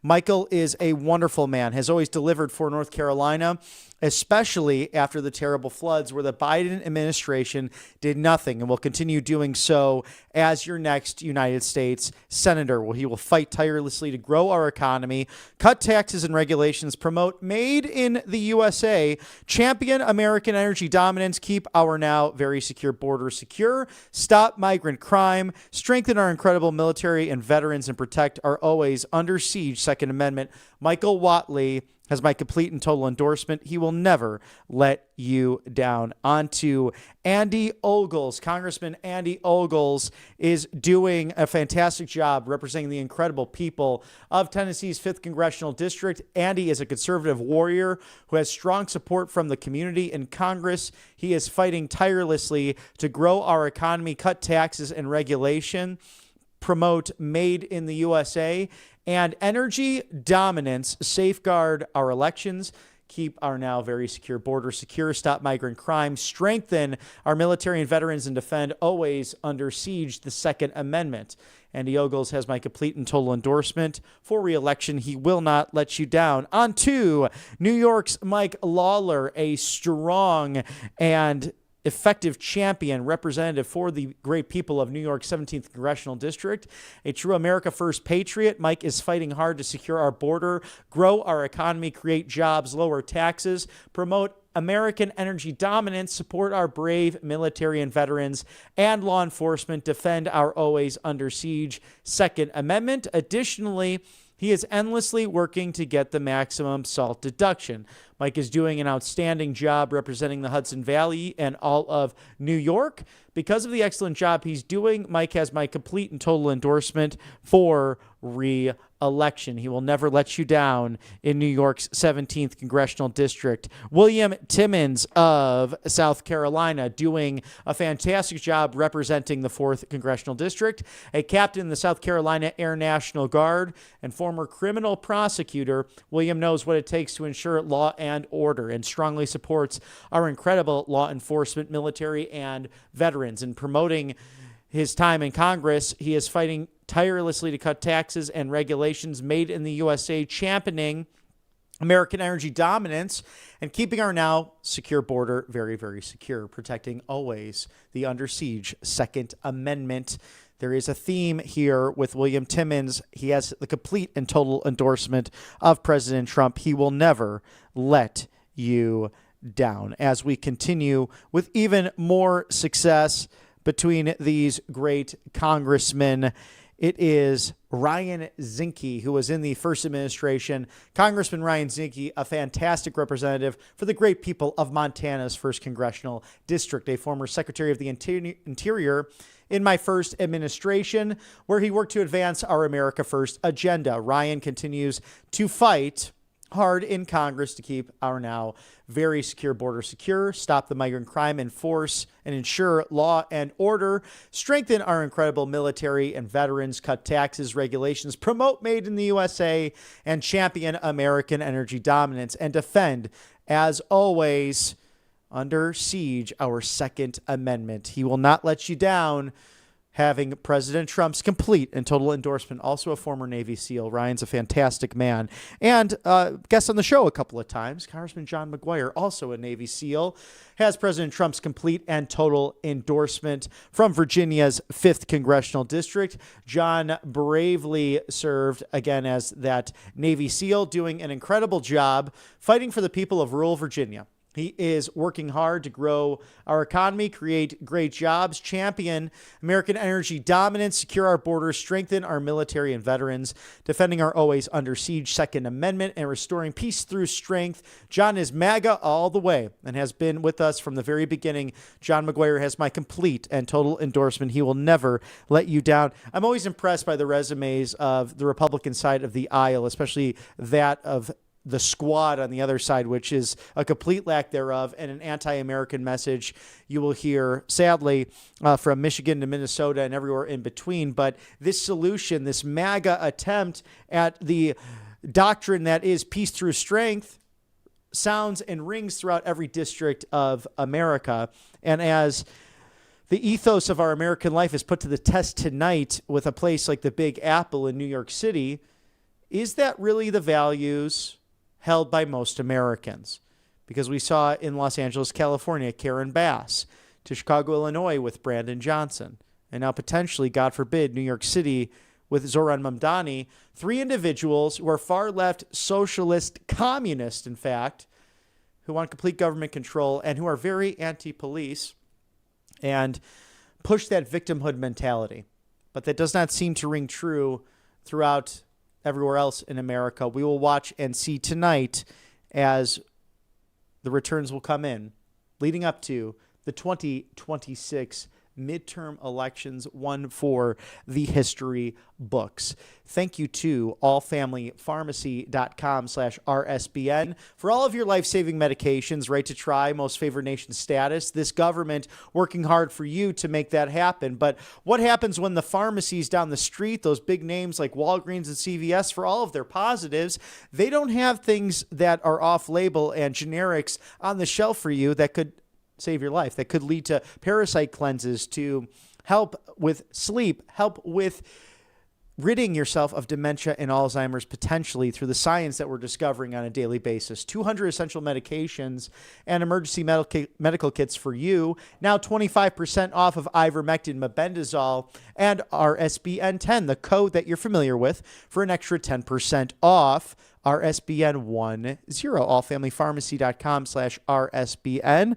Later on in the week, we'll have the great Lars Larson on the show to talk more about this life-saving pharmacy that does not care about insurance or red tape or bureaucracy, simply a pharmaceutical note to protect you and yours. Scan the QR code there now. 10% off RSBN 10, the whole order, and specifically 25% off of ivermectin and mebendazole at allfamilypharmacy.com/RSBN. Thank you as well to Monetary Gold, as well as security preservation and protecting what matters most to you, your savings. RSBNforthegold.com. Call today. Do not delay. It's 888-617-7994. Ask how to eliminate those IRA fees for life. If that's holding you back right now, I know it could be thousands of dollars. Do not let it hold you back when you can eliminate them with the best business in the company or in the entire industry. Monetary Gold, wealth, security, preservations, everything you worked hard for. The 777% secret. Gold's skyrocketing through the roof in the last quarter century.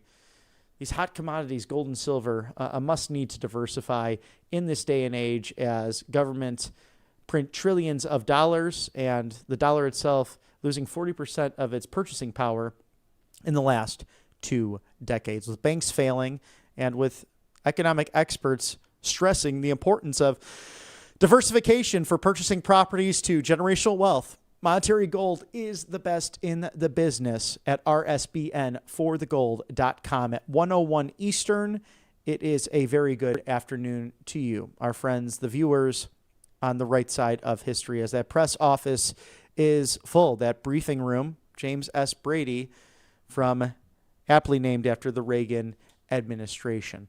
As we wait for Karoline Leavitt, the press secretary, to hold a press briefing on this election day, Tuesday, November 4th. Lots to cover in the American experiment, with now day 35 in a government shutdown since October 1st. And not just any old government shutdown, the Senator Chuck Schumer shutdown, someone who's been in office since 1981. And as I described to you today, when some Sears is successful in becoming the next governor and the first female governor of Virginia, she will be term limited to 1 term. She could run for re-election, but not in a consecutive way. So she will be ineligible in 2029. She can come back in 2033 if she wants to. But why has most states, they figure out some way of having term limits, whether it's for their constitutional offices, their state legislatures, but we have that for the presidency post FDR's, who is the only president elected to 4 terms, and let alone 3. No one else ever accomplished that, as there has been discussion from some on this Trump 2028, but you do have the 22nd Amendment in place there. Most states seem to have solved that problem. And I've become of the belief that it's not so much who is in the White House for 4 to 8 years, as it's been argued that there's an imperial presidency. It's more the people like Chuck Schumer, who have been in Congress since 1981. Your humble correspondent was born 7 years later. That man has been in the House and the Senate longer than I've been alive. So something to think about on this election day. And if you are in New York City, the Big Apple, if you're in the Garden State of New Jersey, if you're in the Commonwealth of Virginia, and you're not amongst the millions who have casted a vote early, and in California, reproposing the maps, it's arguable if it's even constitutional as Governor Gavin Newsom had to follow suit of what Texas was doing and many other states doing just that in this grand debate and experiment that is America. Get out there and vote today. It's the most American thing you can do, other than helping your neighbor and going to church and providing for your family. Voting is up there at the top of the list, and especially next door for us in the great peach state of Georgia, two big statewide elections that won't necessarily get the national attention that they perhaps deserve. But Fritz Johnson, also Tim Echols, up for the Public Service Commission, and very important because it determines energy costs throughout the peach state, just as energy discussion happening per President Trump's Truth Social post in regards to what could take place in New Jersey and Virginia if the Democrat nominees are elected there. We've seen their votes in the United States House of Representatives and how they would lead the two traditionally Democrat-dominated states, but it's a whole brand new ballgame with the fact that the FBI harassed, prior to this administration, those residents of Virginia who simply went to speak to their elected school boards to get pornography out of their minor students' classrooms and the libraries. It's common sense to remove men out of women's sports. It's common sense to not have boys going into girls' locker rooms. And remember the rape of that young girl by the boy parading around as a transgender female. We saw that happen in Virginia, and the school board cover it up, and that ultimately led to the election of Glenn Youngkin, a private citizen who went for a walk with his wife, and someone who was like President Trump, came down a golden escalator of sorts. Someone as a private citizen who did very well on his own and said, honey, I think I'm going to run for governor of Virginia. And she said, have you lost your mind? Well, that call to service, that mission-focused orientation of Governor Glenn Youngkin as he closes his tenure as governor of Virginia, endorsing his lieutenant governor, Winsome Earl Sears, and a military veteran, also someone of Jamaican descent, could very easily, potentially, with quite a battle that's been out there this year, peacefully and patriotically becoming the first female governor of Virginia. We'll watch all that closely tonight. Matthew Alvarez in for election night coverage tonight, so stay tuned for that, as we will have what's sure to be a great show for you on the right side of history. And 364 days ago was election night in America. I mean, that was a time I will never, ever forget, being on the road with all of you and with Mr. Producer as we scaled from North Carolina to Wisconsin to Michigan, back down to Georgia, the Big Apple for that Madison Square Garden event, and then a couple of those out on the West Coast, including being with the great Matt Cain for Trumpchella, where they normally host Coachella, if you're familiar. That was a gorgeous evening with actor Dennis Quaid, who portrayed the late, great Ronald Reagan. Those pre-shows were perhaps the most fun that American politics has seen in recent memory, but this president is one to put on a show. Someone who is much like, I'm sure, Theodore Roosevelt was back in the early 1900s, the bull moose who carried on, who did not let assassination attempts put fear into him, as someone who actually took a bullet to the chest as it lodged in his rib, and he carried on with the speech that did not stop him. We have the same kind of courage coming from this 45th and 47th president of the United States, as we await Karoline Leavitt, the press secretary, the superstar, as President Trump puts it, to hold a press briefing on this election day, Tuesday, November 4th, 2025. If you have not had a chance to get out there and vote, go and do so, as the White House turning on those teleprompters, those TV screens. When that happens, we should be moments away as they're testing from Karoline Leavitt. And perhaps she'll touch on the outstanding trip that was in the Indo-Pacific just last week that was watched worldwide, as the new Japanese prime minister apologizing to President Trump, somewhat in jest, but saying that we had to watch some of the Los Angeles Dodgers game against the Toronto Blue Jays, as they're big baseball fans, and some of their Japanese citizens coming to the United States to put on a full display of athletic dominance, a World Series which will not soon be forgotten. So again, make sure you get those trades and bets in tonight in what's really the World Series of politics, this off-year election in 2025. You could place those bets at kalshi.com/RSBN. Be sure to do so in case you missed out on baseball's World Series, where the Dodgers went back-to-back for the first time. That's happened for the first time in 25 years, a quarter century. The last time it was the 98 to 2000 three-peat champions, the New York Yankees, who did that. And then prior to that, 1975 and 76, the Cincinnati Reds, respectively. So we do enjoy our sports here every once in a while at RSBN Sports.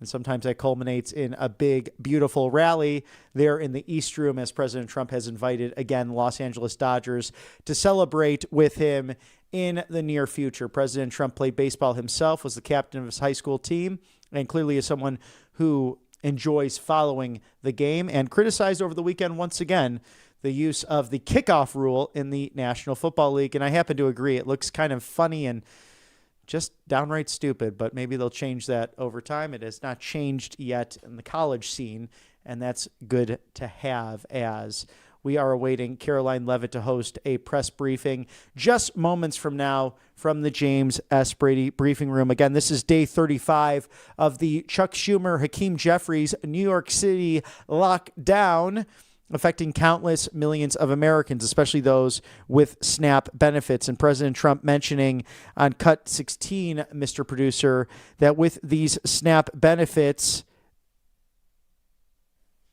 increasing billions and billions of dollars many-fold, according to the president, during crooked Joe Biden's disastrous term in office, due to the fact that they were haphazardly handed to anyone for the asking, as opposed to just those in need, which is the purpose of SNAP, will be given only when the radical left Democrats open the government, which they can easily do and not before. Thank you for your attention to this matter, President DJT. And why are they doing this? Ultimately, Chuck Schumer is worried about a primary from the far left radical base and the popularity in New York City from a certain Alexandria Ocasio-Cortez, known in short for AOC, who may not have a shot at the presidency given how radical she is, but never say never in this day and age.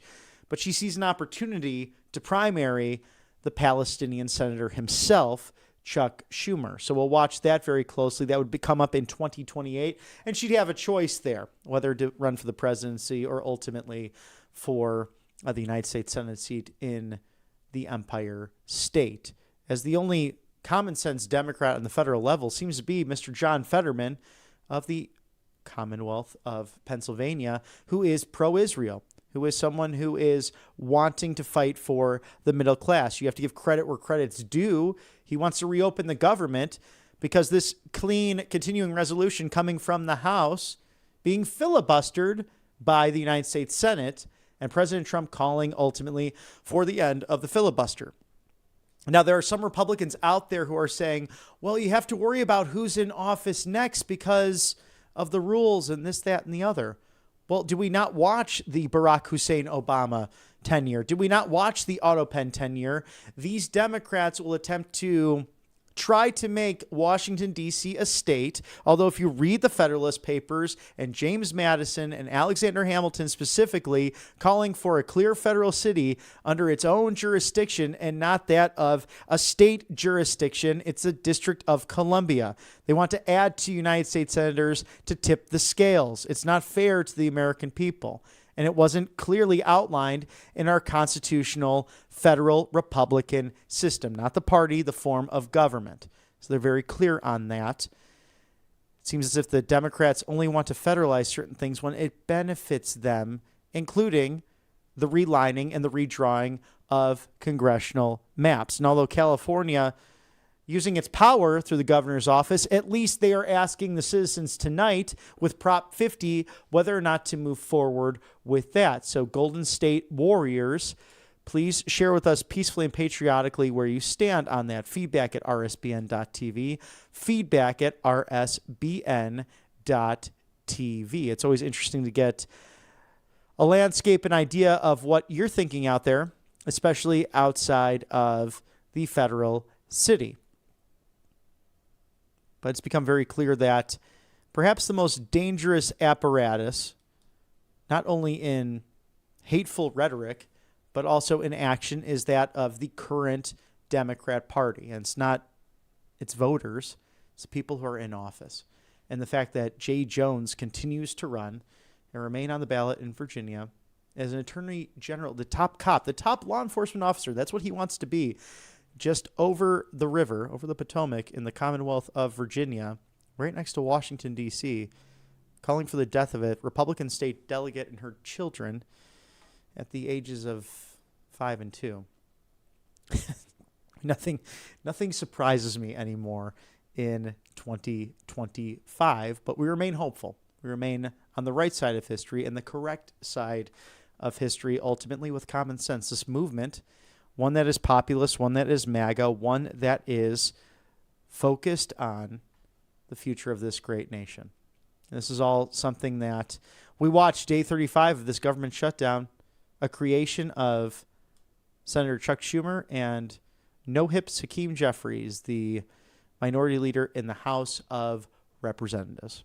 As we watch closely for Karoline Leavitt to hold a press briefing moments from now, we can also run through what President Trump has been stating on True Social over the last few hours in regards to Election Day with number one, Communist Zoran Mamdani, the person who could become the next mayor of New York City. God forbid that does happen tonight, but it's something that can happen. If Communist candidate Zoran Mamdani wins the election for mayor of New York City, it is highly unlikely that I will be contributing any federal funds other than the very minimum as required to my beloved first home, because of the fact that as a communist, this once great city has a 0 chance of survival.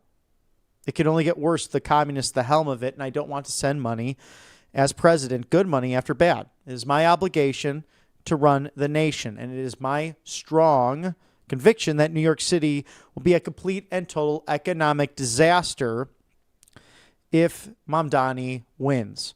Now, his principles have been tested for over 1,000 years and never once been successful. I'd much rather see a Democrat who has had a record of success win than a communist with no experience and record of complete and total failure.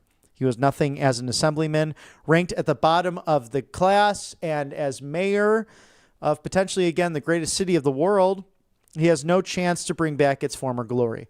We must also remember this. A vote for Curtis Sliwa, who looks much better without the beret, is a vote for Mamdani. Whether you personally like Andrew Cuomo or not, you really have no choice.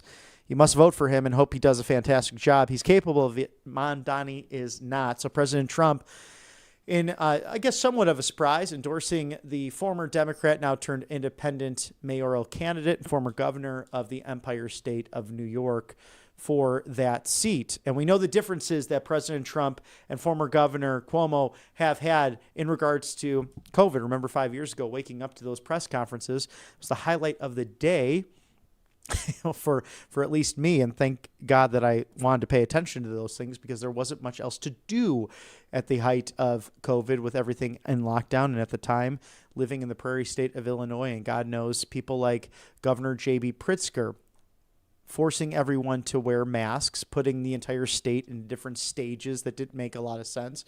All meanwhile going on those BLM protests and riots, locked arm in arm with radicals, claiming that this nation is racist. Nothing could be further from the truth. And going to his horse farm in southern Wisconsin so his children, equestrians, could have the opportunity to do their passion and their pastime. But no, you could not go out for a boat ride. You could not go out to do the things you wanted to do, the hobbies, and simply caring for your families, your church, your body. If you wanted to go to the gym, those were all locked down during that time. And that was on full display.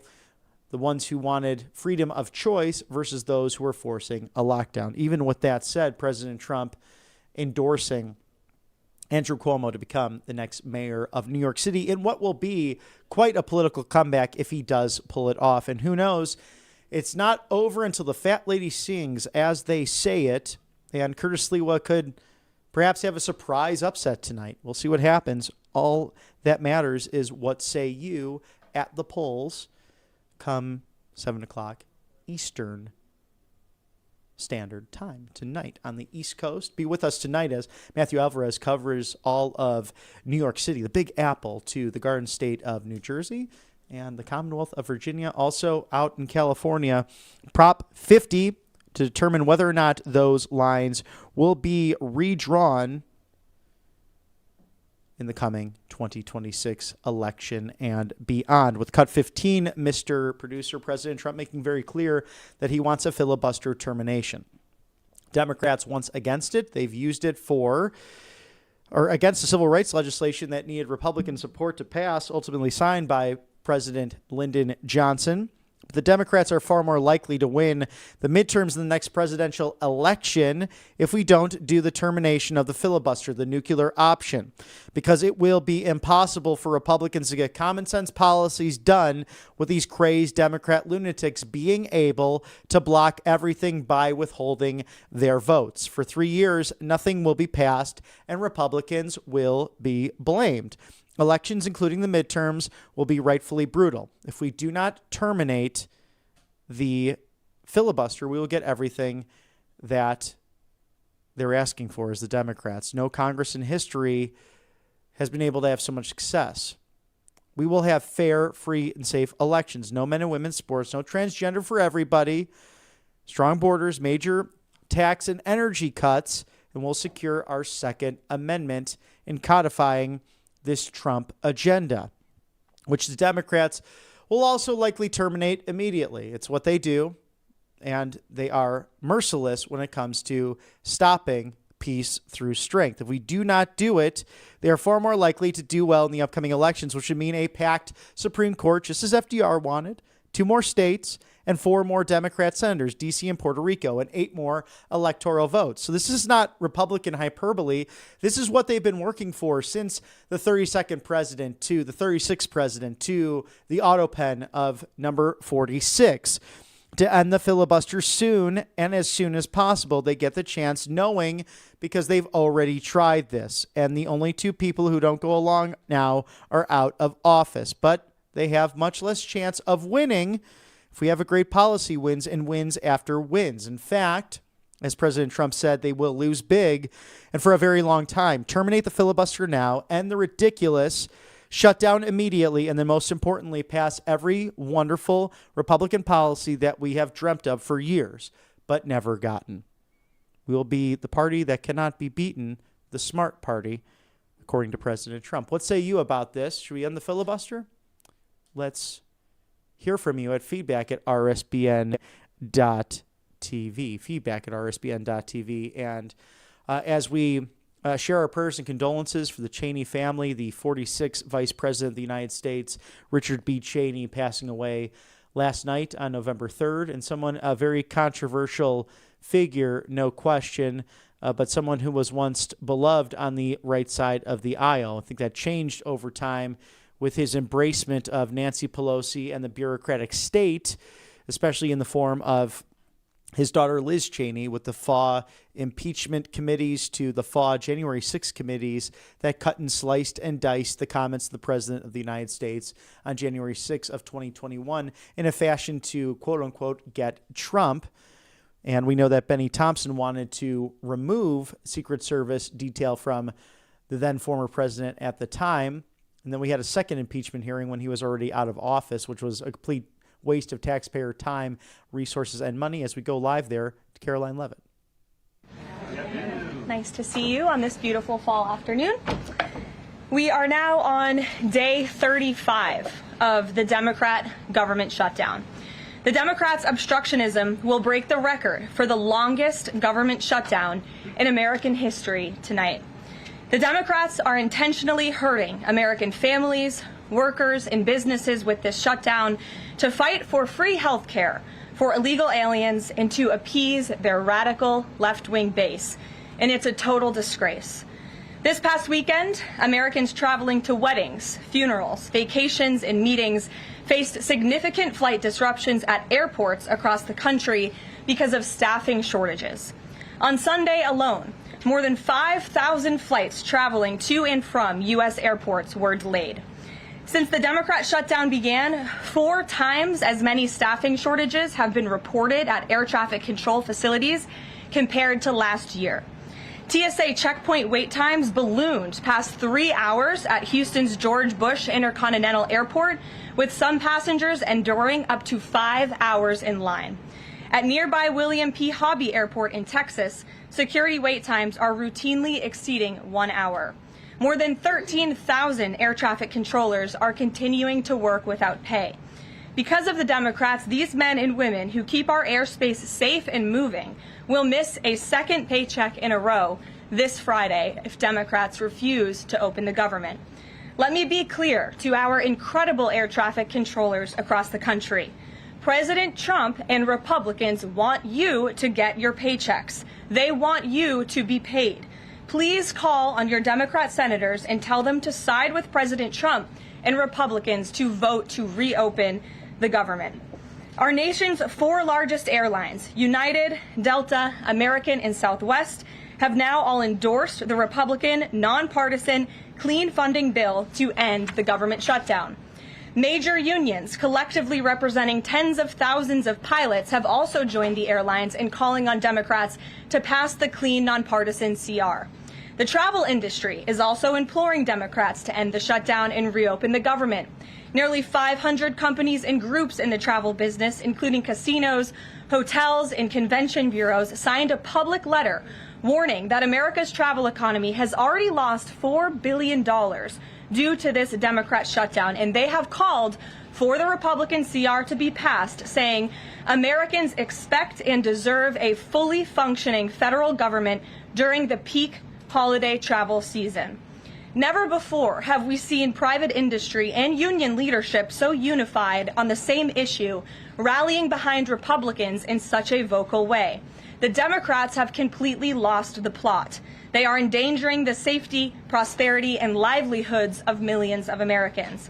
It's well past time Democrats do what they did 13 times under Joe Biden and pass the clean funding bill extension. All we need are 5 Democrat senators to put country over party and vote to end this reckless shutdown. In other news, tomorrow will mark the 1-year anniversary of President Trump's historic election victory, where he won nearly 80 million votes, the popular vote, in all 7 swing states. This was the ultimate poll on November 5th. The president secured a mandate to make America great again, and he has delivered in record time. Never before have we had a president who has kept their promises like President Trump has. I'd like to go over a few of those with you. In less than 10 short months, President Trump signed the largest middle-class tax cut in history, including no tax on tips, overtime, and Social Security to put more money back into the pockets of the American people. The president ended the southern border invasion of the Biden administration, made our border the most secure in history, and he is carrying out the largest mass deportation campaign of illegal aliens in our nation's history to protect our homeland, just as promised. President Trump has aggressively taken on drug cartels by declaring them as foreign terrorist organizations and even blowing up narco-terrorists who have tried to poison the American people with fentanyl and other illegal narcotics. President Trump defeated the Biden inflation crisis, and he continues to implement a pro-growth, America First economic agenda to make America affordable again, and we are seeing the results of that every day. Inflation has remained low and steady, averaging just 2.5% compared to the painful average of 5% under Biden, and we know it was historically higher than that for most of President Biden's term. Meanwhile, real private sector wages are on track to rise by almost $1,500 since President Trump took office, a significant change to the Biden years where private sector wages declined and were being wiped out by inflation. President Trump has ended the reckless war on American energy and unleashed energy dominance, with gas prices now plummeting to their lowest average levels in more than 4 years. President Trump implemented powerful tariffs to rebalance America's trade deals, protect American workers, and returning our country to be a manufacturing superpower once again. As a result, the president has secured trillions and trillions of dollars in private and foreign investments into the United States, which are creating high-paying jobs for the greatest workforce in the world. The president has restored America's place as the leader of the free world through his unwavering peace through strength foreign policy that has already ended 8 wars and counting. And the president ended illegal DEI initiatives in our federal government and is returning our country to a merit-based society based on common sense. President Trump protected opportunities for women and girls to compete safely and fairly by continuing to keep men out of women's sports. Americans have a president who works tirelessly, literally 24/7, to improve their lives and make our country better than it has ever been before. So with that, today we will open it up to questions, and we will start with our independent journalist in our new media seat, Julio Rosas. Julio, please start. Thank you. Thanks, Caroline. So over the weekend in Mexico, a mayor in Michoacan, Carlos Manso, he was assassinated while celebrating Dia de Muertos with his family. His assassination has sparked a lot of outrage. A lot of Mexicans are very upset. They're blaming President Claudia Sheinbaum for not taking the cartel threat seriously enough. Yesterday, she said that, once again, she's not going to allow any foreign military intervention to take on the cartels on Mexican soil, and that Mexico is not going to pursue a drug war similar to what they've done in the past. So my question is President Trump satisfied with Claudia Sheinbaum's approach to cartels? And if not, has Manso's assassination kind of opened up some new options for the United States to pursue regarding cartels? Well, first of all, with respect to this specific news item and this alleged assassination that took place in Mexico, I know the Trump administration, we are aware of that, and of course we condemn all political violence anywhere in all forms. As for Claudia Sheinbaum and the president's relationship with her, I think he has a lot of respect for her as president of Mexico, and he also really appreciates the coordination that she has provided to the Trump administration. I can't speak for her and what she's doing internally in her country. I can speak for the president in saying we are continually pushing Mexico to do more to tackle the drug trafficking and the drug cartels within their country, and we are working with them in any way that we can. And the president has obviously used the full range of executive options in his authorities to crack down on drug trafficking at our southern border and to designate these cartels as foreign terrorist organizations and additional actions as well. Just one more question. Sure. So at the Antifa roundtable that we were at just last month, myself and the other panelists made the recommendation to the president for, speaking of foreign terrorist organizations, to have Antifa not just be domestic terrorist organization, but be designated as a foreign terrorist organization since they have cells in other countries. He mentioned to Secretary Rubio, because he was in the room at the time, to look into that. So I just wanted to see if there's an update on that. Sure. That process is most definitely taking place. I don't have any announcements for you on that today, but I can certainly assure you the administration is working on it, and I'll check in on it and get back to you, Julio. It's a good question. Thank you very much. Jackie. Thank you, Caroline. Zohran Mamdani blamed the president for bomb threats and intimidation at polling locations. He said, quote, part of the general approach of the Trump administration has taken to intimidate voters with baseless allegations of voter fraud as a means of trying to repress the voice of Americans across this country. I want to give you a chance to respond to that. Yeah, I saw those comments from Mamdani. I think they are completely irresponsible, and they are based on zero evidence. And I think this is just another example of how the Democrat Party unfortunately stands for nothing. All they stand against is President Donald Trump. And I think it's quite sad to see that we have someone at the top of the ticket on an election day today saying such things about the president when he obviously had absolutely nothing to do with those threats. And on the shutdown, Democrats have been pretty quiet about the president's push for the nuclear option, terminating the filibuster. Is there any concern around here that Democrats might actually want Republicans to get rid of the filibuster so that one day when they're in power again, the door's already open for them to pack the Supreme Court, give statehood to D.C. and Puerto Rico, make mail-in balloting permanent, those kinds of things? I think the president has been very realistic and strong in his position on the filibuster. He's been very vocal about it. I just spoke to him about it. He feels really strongly about this. Republicans need to play tough and they need to play smart. That's how the president feels. And we know that Democrats, if they are ever given a chance at power again in this city, they will absolutely take away the filibuster from the United States Senate. In fact, you had 49 Democrats who already voted to do this before. The only reason it did not move forward was because you had 2 Democrats who are no longer in office because they were run out of town by the far left radical base of their party. And so President Trump is quite clear on this. He wants to see Republicans move as many good pieces of legislation for our country forward in the next 3 years of his administration as they possibly can. And the filibuster is one means to doing that. Talked to Johnson and Thune about it. I know that they had both voiced some opposition. Have there been any conversations with them? He has. He's made his position to them very clear, both publicly and privately. Ouija. Can you help clear up some confusion about SNAP benefits? Because Sure. The president just posted that they will only be given out when the radical left Democrats open the government and not before.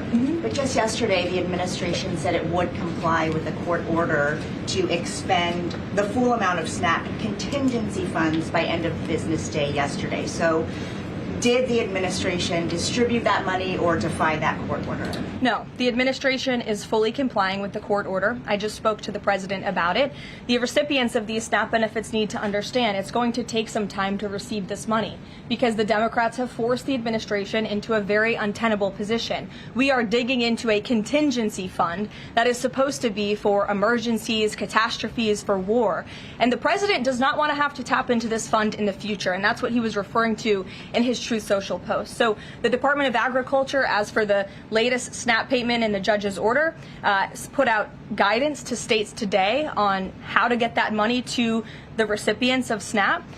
But it's going to take some time. The best way to get the full amount of SNAP benefits to those beneficiaries is for Democrats to reopen the government. So to anyone who is a SNAP beneficiary at home who needs that assistance, and the president was just saying, this is for people who are truly needy, who need food, who need this assistance from the United States government. Democrats are holding it up and making it difficult for the administration to get those payments out the door. So if you are at home and you want your SNAP benefits, call the Democrats and tell them to reopen the government. Blocking that contingency fund for the future if this shutdown lingers on? Look, the president does not want to have to continue to dip into a contingency fund that doesn't even have enough money, by the way, to fund the full program. It takes $9 billion to get the full scale of the benefits out the door. This contingency fund only has about $5 billion in it. So again, Democrats need to reopen the government so we can get these benefits out the door for people who truly need them.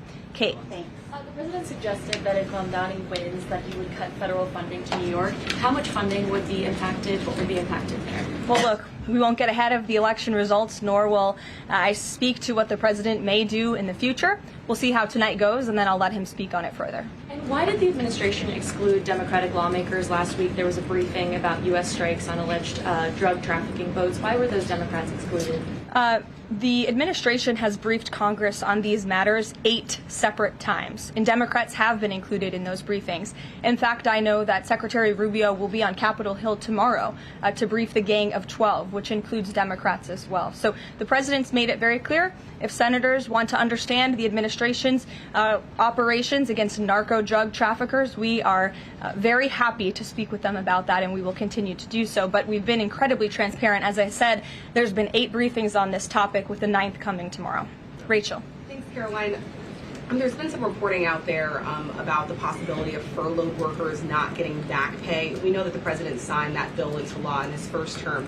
Does the administration guarantee that all furloughed workers will get back pay? This is something we are very much open to discussing with Democrats as part of the discussions about the continuing resolution to keep the government open, and it's something that Republicans are talking with Democrats about right now. I won't get ahead of those negotiations or discussions. That's a possibility that may not happen, even though it's law. I just said Republicans in the White House are very much open to discussing this with Democrats. And then just one last question. As this government shutdown now drags on, about to make history as the longest government shutdown in American history, can you talk about what the president is personally doing to try to see an end to this? He's pushing Republicans to keep voting and to keep opening up the Senate floor to vote for the clean continuing resolution. He had the Senate Majority Leader and the House Caucus Leader, Hakeem Jeffries, here at the White House to talk about this in the very early stages, to give them a chance to come to their senses and avoid this entire government shutdown at the very beginning, and they chose not to. And I think it's been very clear to everyone in this room and to everyone across the country that the Democrats are playing partisan politics with our United States federal government. And all Republicans have wanted to do for the last 35 days is reopen the government. That has been the president's position since day one. It is his position today on day 35. And all we need are 5 common sense Democrats who have a little bit of courage and come to the table and vote with Republicans. I saw Senator John Fetterman on television last night saying that he hopes more folks in his party will step up. And we certainly agree with him on that point. Sure. Caroline, the president posted on Truth Social that the voting underway in California is, quote, rigged. What evidence does he have of that, and what does it mean that mail-in ballots in that state are under legal and criminal review? By whom and why? And also, in this vein, does the White House still plan to issue an executive order banning mail-in voting, and what legal authority do you have to do that? The White House is working on an executive order to strengthen our elections in this country and to ensure that there cannot be blatant fraud, as we've seen in California with their universal mail-in voting system. It's absolutely true that there's fraud in California's elections. It's just a fact. It is just a fact. They have a universal mail-in voting system, which we know is ripe for fraud. And if you want to deny that, I'm happy to provide you all of the evidence for it. I'd be glad to send that to you after this briefing. Rigged. Fraudulent ballots that are being mailed in the names of other people, in the names of illegal aliens who shouldn't be voting in American elections. There's countless examples, and we'd be happy to provide them. As for executive action the White House is taking, yes, we are looking into that. And like any executive order, of course, any executive order the president signs is within his full executive authority and within the confines of the law. Stephen. Thank you, Caroline. I've got 2 questions I'd like to ask you about New York, but first I'd like to ask you about breaking news from the Attorney General. She revealed just about an hour ago that the Biden Justice Department seized President Trump's official first-term phone and subpoenaed his private phone records. Do you have a reaction to that? And also, do we know if they actually got those private call records? I saw the Attorney General's post on that. For additional questions, I would refer you to the Department of Justice, but I think this is just further evidence of the egregious overreach and weaponization of government that took place under the previous White House against then former President and now President Donald J. Trump. It was a clear effort by the Biden White House and the Biden DOJ to go after the president, and this is just further evidence of that. On New York, we've seen the president's messages that he's put out, but could you describe how he's feeling as a New Yorker watching this election? Well, the president is a New Yorker, and he loves New York. It is his home. He talks about that all of the time, and he's made his thoughts on this election quite clear, I think, himself. In the back, yes, go ahead. Thank you. Over the weekend, there were reports. I was going to you in the green, but go ahead and then you can have your. Thank you. Over the weekend, there were reports that President Trump withdrew to host President of Syria, Ahmad al-Sharia, on Monday. Do you have any preview for that meeting? Is he expected to invite him to join the U.S.-led anti-ISIS coalition? I can confirm that that meeting will be taking place here at the White House on Monday, and this is part of the president's efforts in diplomacy to meet with anyone around the world in the pursuit of peace. And as you know, when the president was in the Middle East, he made the historic decision to lift sanctions on Syria to give them a real chance at peace. And I think the administration, we've seen good progress on that front under their new leadership. And so he will be here at the White House on Monday, and I'll let the president speak further on it on Monday.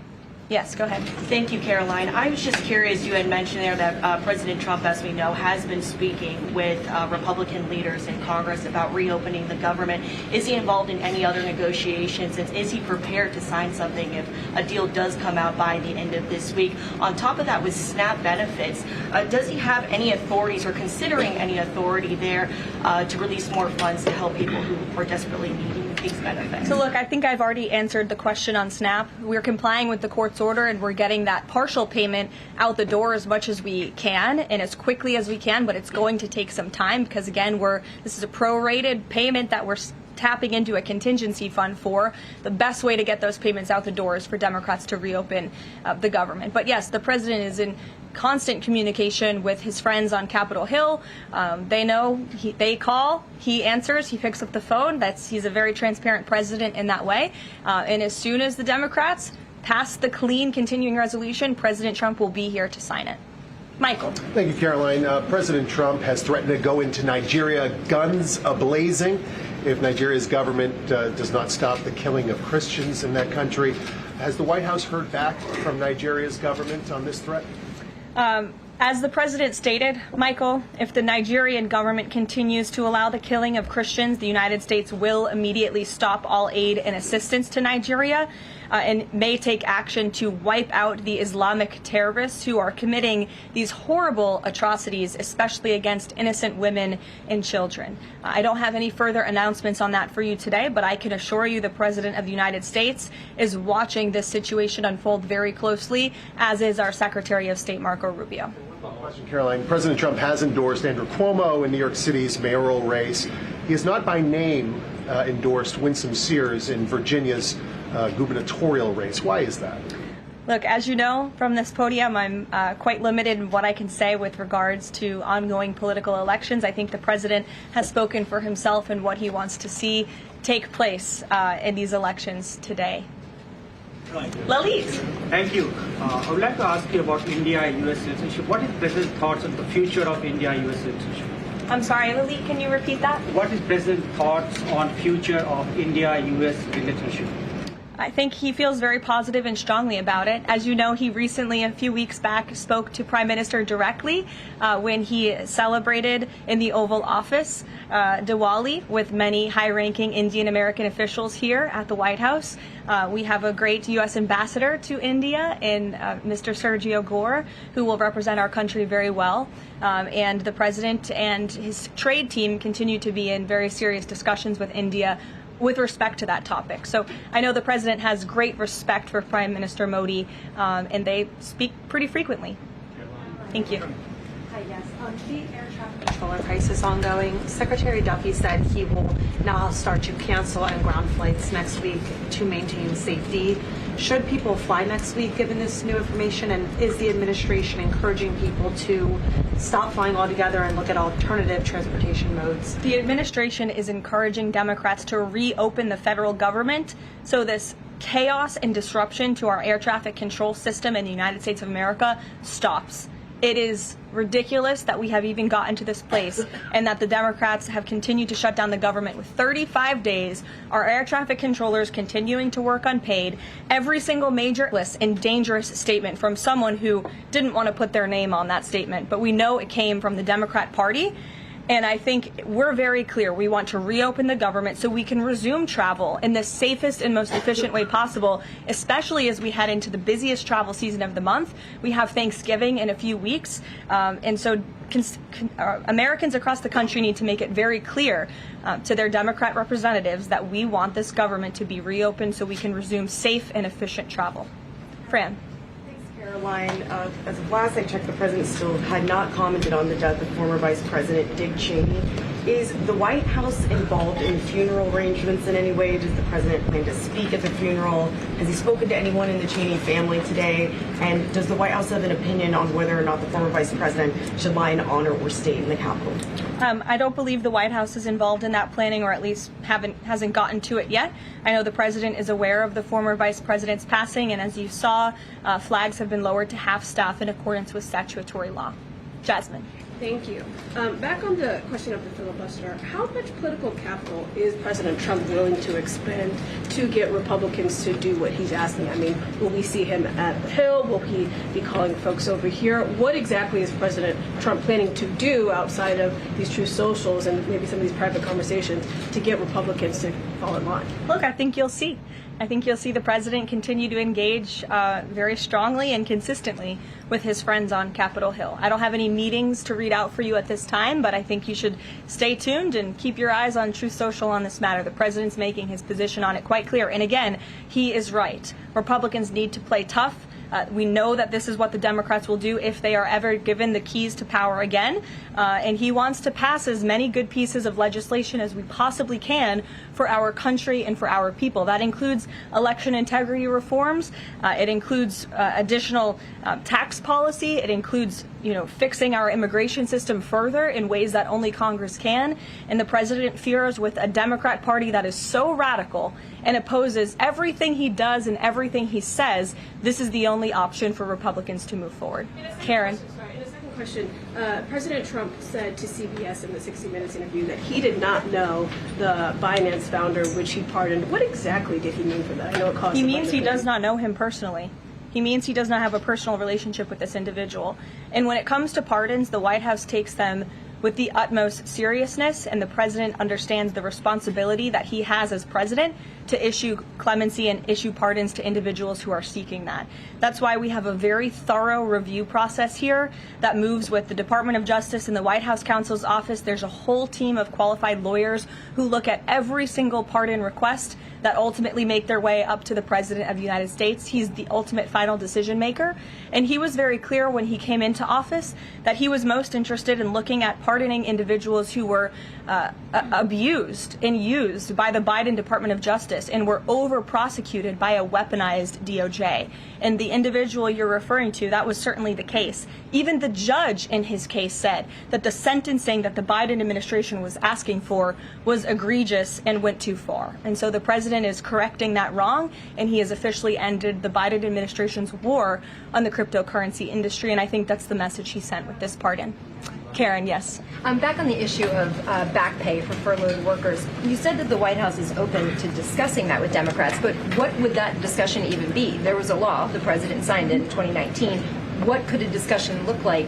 Why is that even open for discussion? Look, Karen, as I said, Republicans are talking about that with Democrats right now, and I don't want to get in the middle of those sensitive conversations. But as we've complied with the SNAP order, the White House, the administration is always going to comply with the laws. We're always going to comply with the ruling of judges across the country. But the Republicans are discussing this matter with Democrats right now. Why would there even be a consideration of not paying those workers? Tom Debs, News Nation. Big day in the Supreme Court tomorrow with President Trump's tariff policy facing a legal challenge. What's at stake with that case? And if the Supreme Court rules against the Trump administration, what is Plan B for trade policy?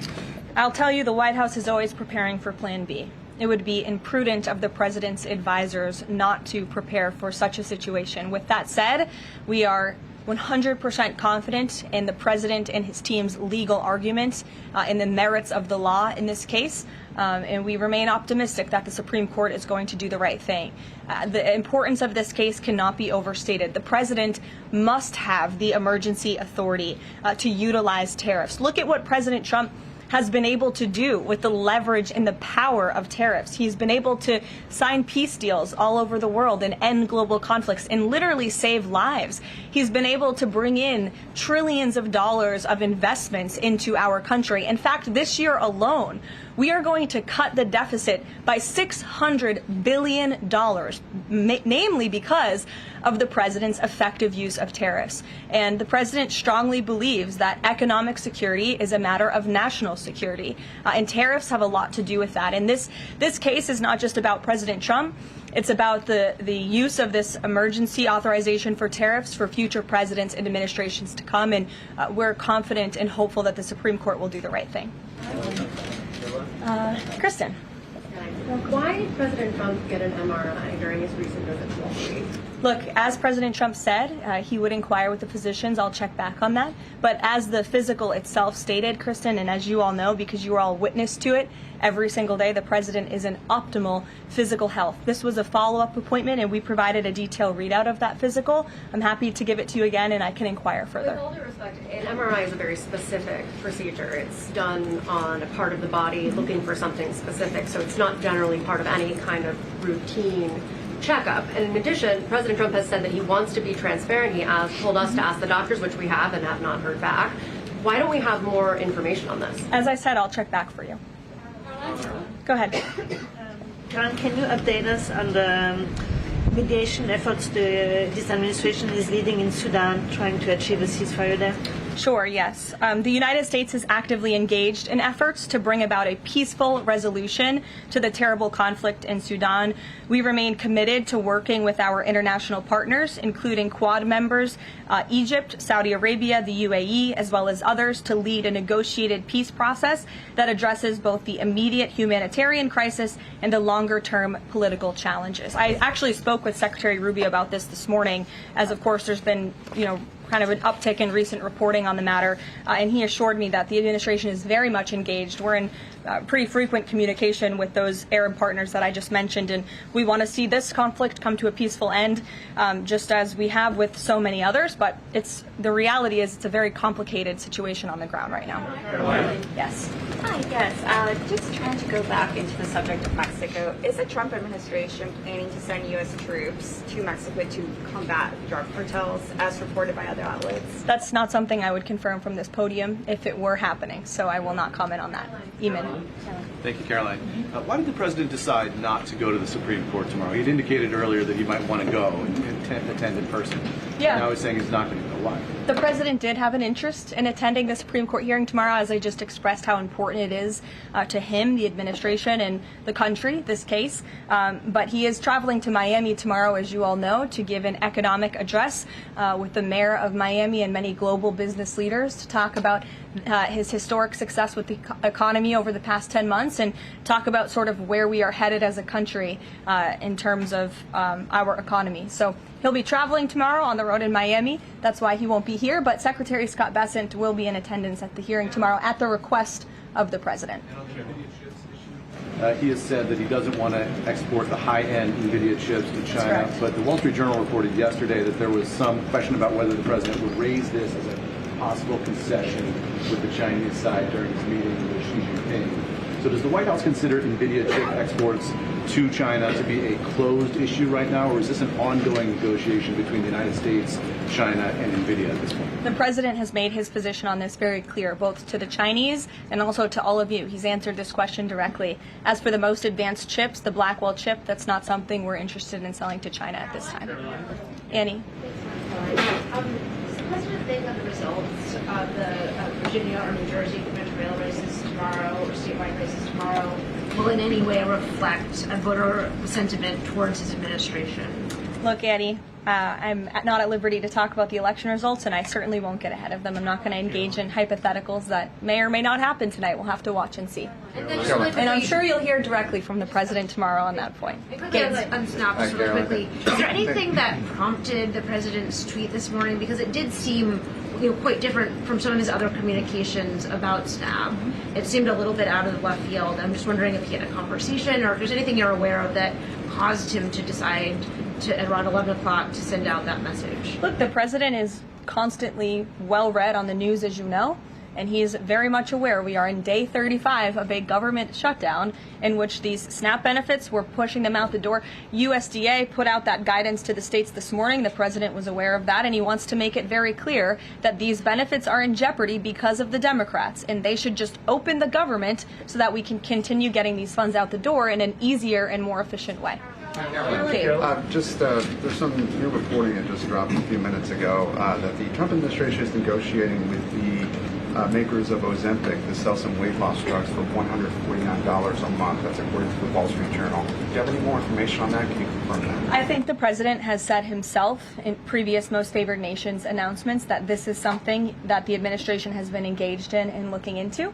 I won't get ahead of the president on any future announcements, but I will echo his strong commitment to bringing down drug prices in this country.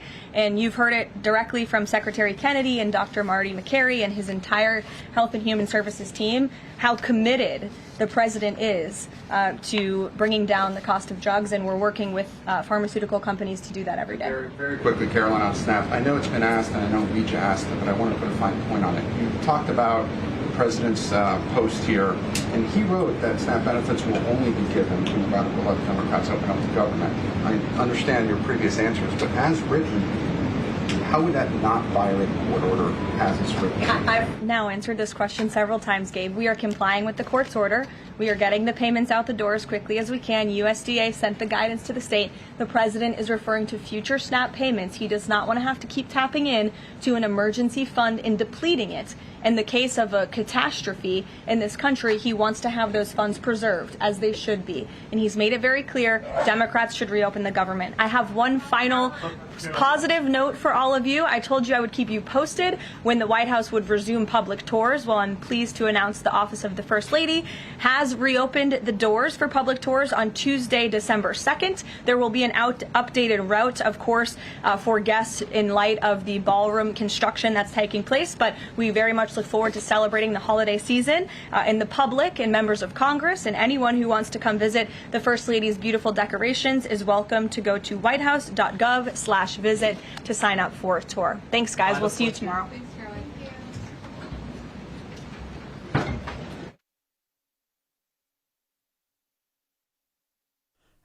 December 2nd, that'll be a beautiful time of year to celebrate the Christmas decorations and the reopening of tours there at the White House. For all America First updates and exclusive offers at rsbnetwork.com/newsletter. Be sure to like, share, and subscribe across all channels. Thank you to allfamilypharmacy.com/RSBN, the life-saving medication that's there for you, the right to try the most favored nation status as Health and Human Services works to make America healthy again.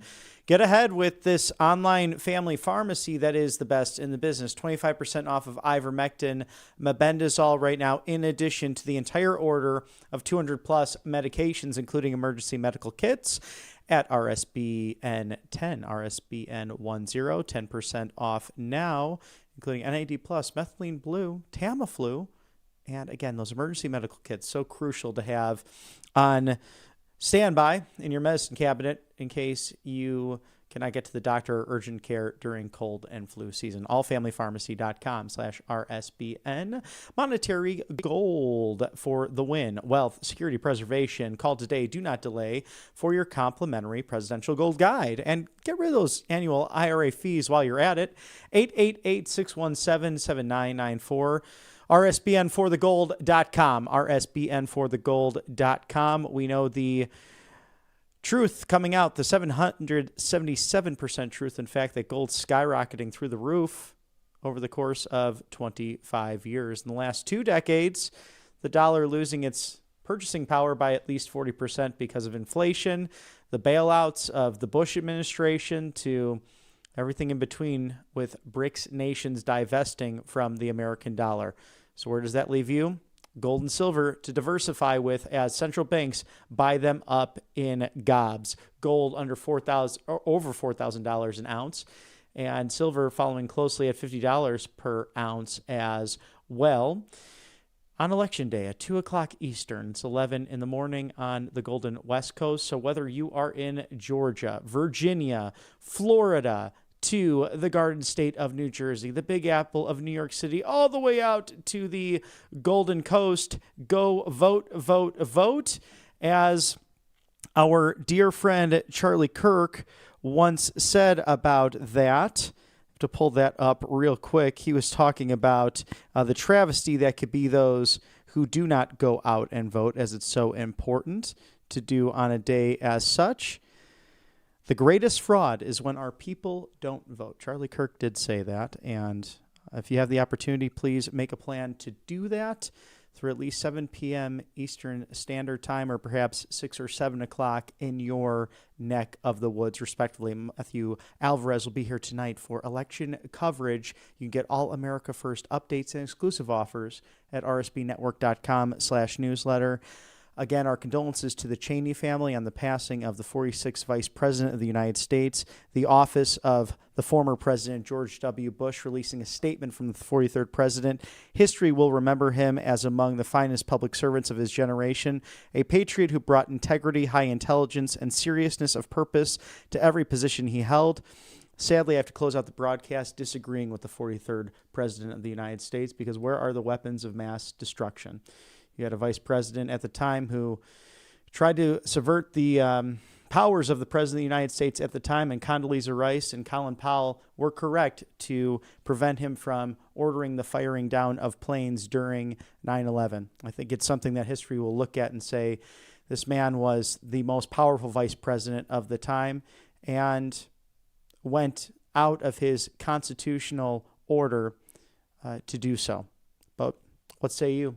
Feedback at rsbn.tv. Please feel free to write in if you wish to opine. Again, as the American flag at half staff for that passing, get all America First updates and exclusive offers right here at Right Side Broadcasting Network, rsbnetwork.com/newsletter. Thank you for your viewership. Thank you for your loyalty on the right side of history. For all my colleagues here at RSBN, have a wonderful day. Go out there and vote. We'll see you tonight.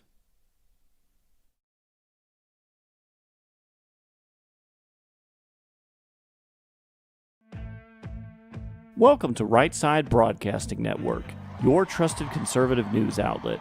At RSBN, we deliver the truth when the mainstream media falls short.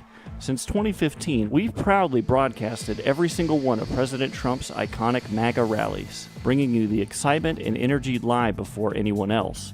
By watching RSBN, you get an unfiltered front row view of the action on the ground.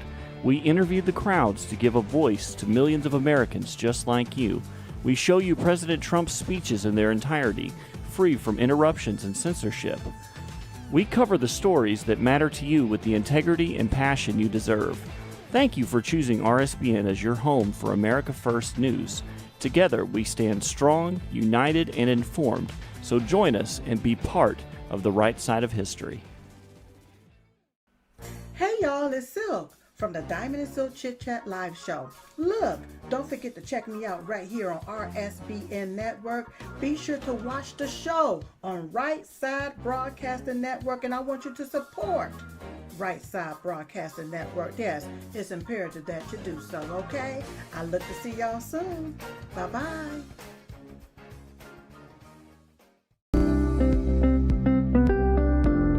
allfamilypharmacy.com/RSBN. You can scan that QR code now, RSBN10. That is the code, easy to remember, for 10% off. This is ivermectin, hydrochloroquine, antibiotics that will save you and yours from bacterial and viral infections, NAD+, and much, much more. 200 essential medications and emergency medical kits, the meds you trust delivered to your door.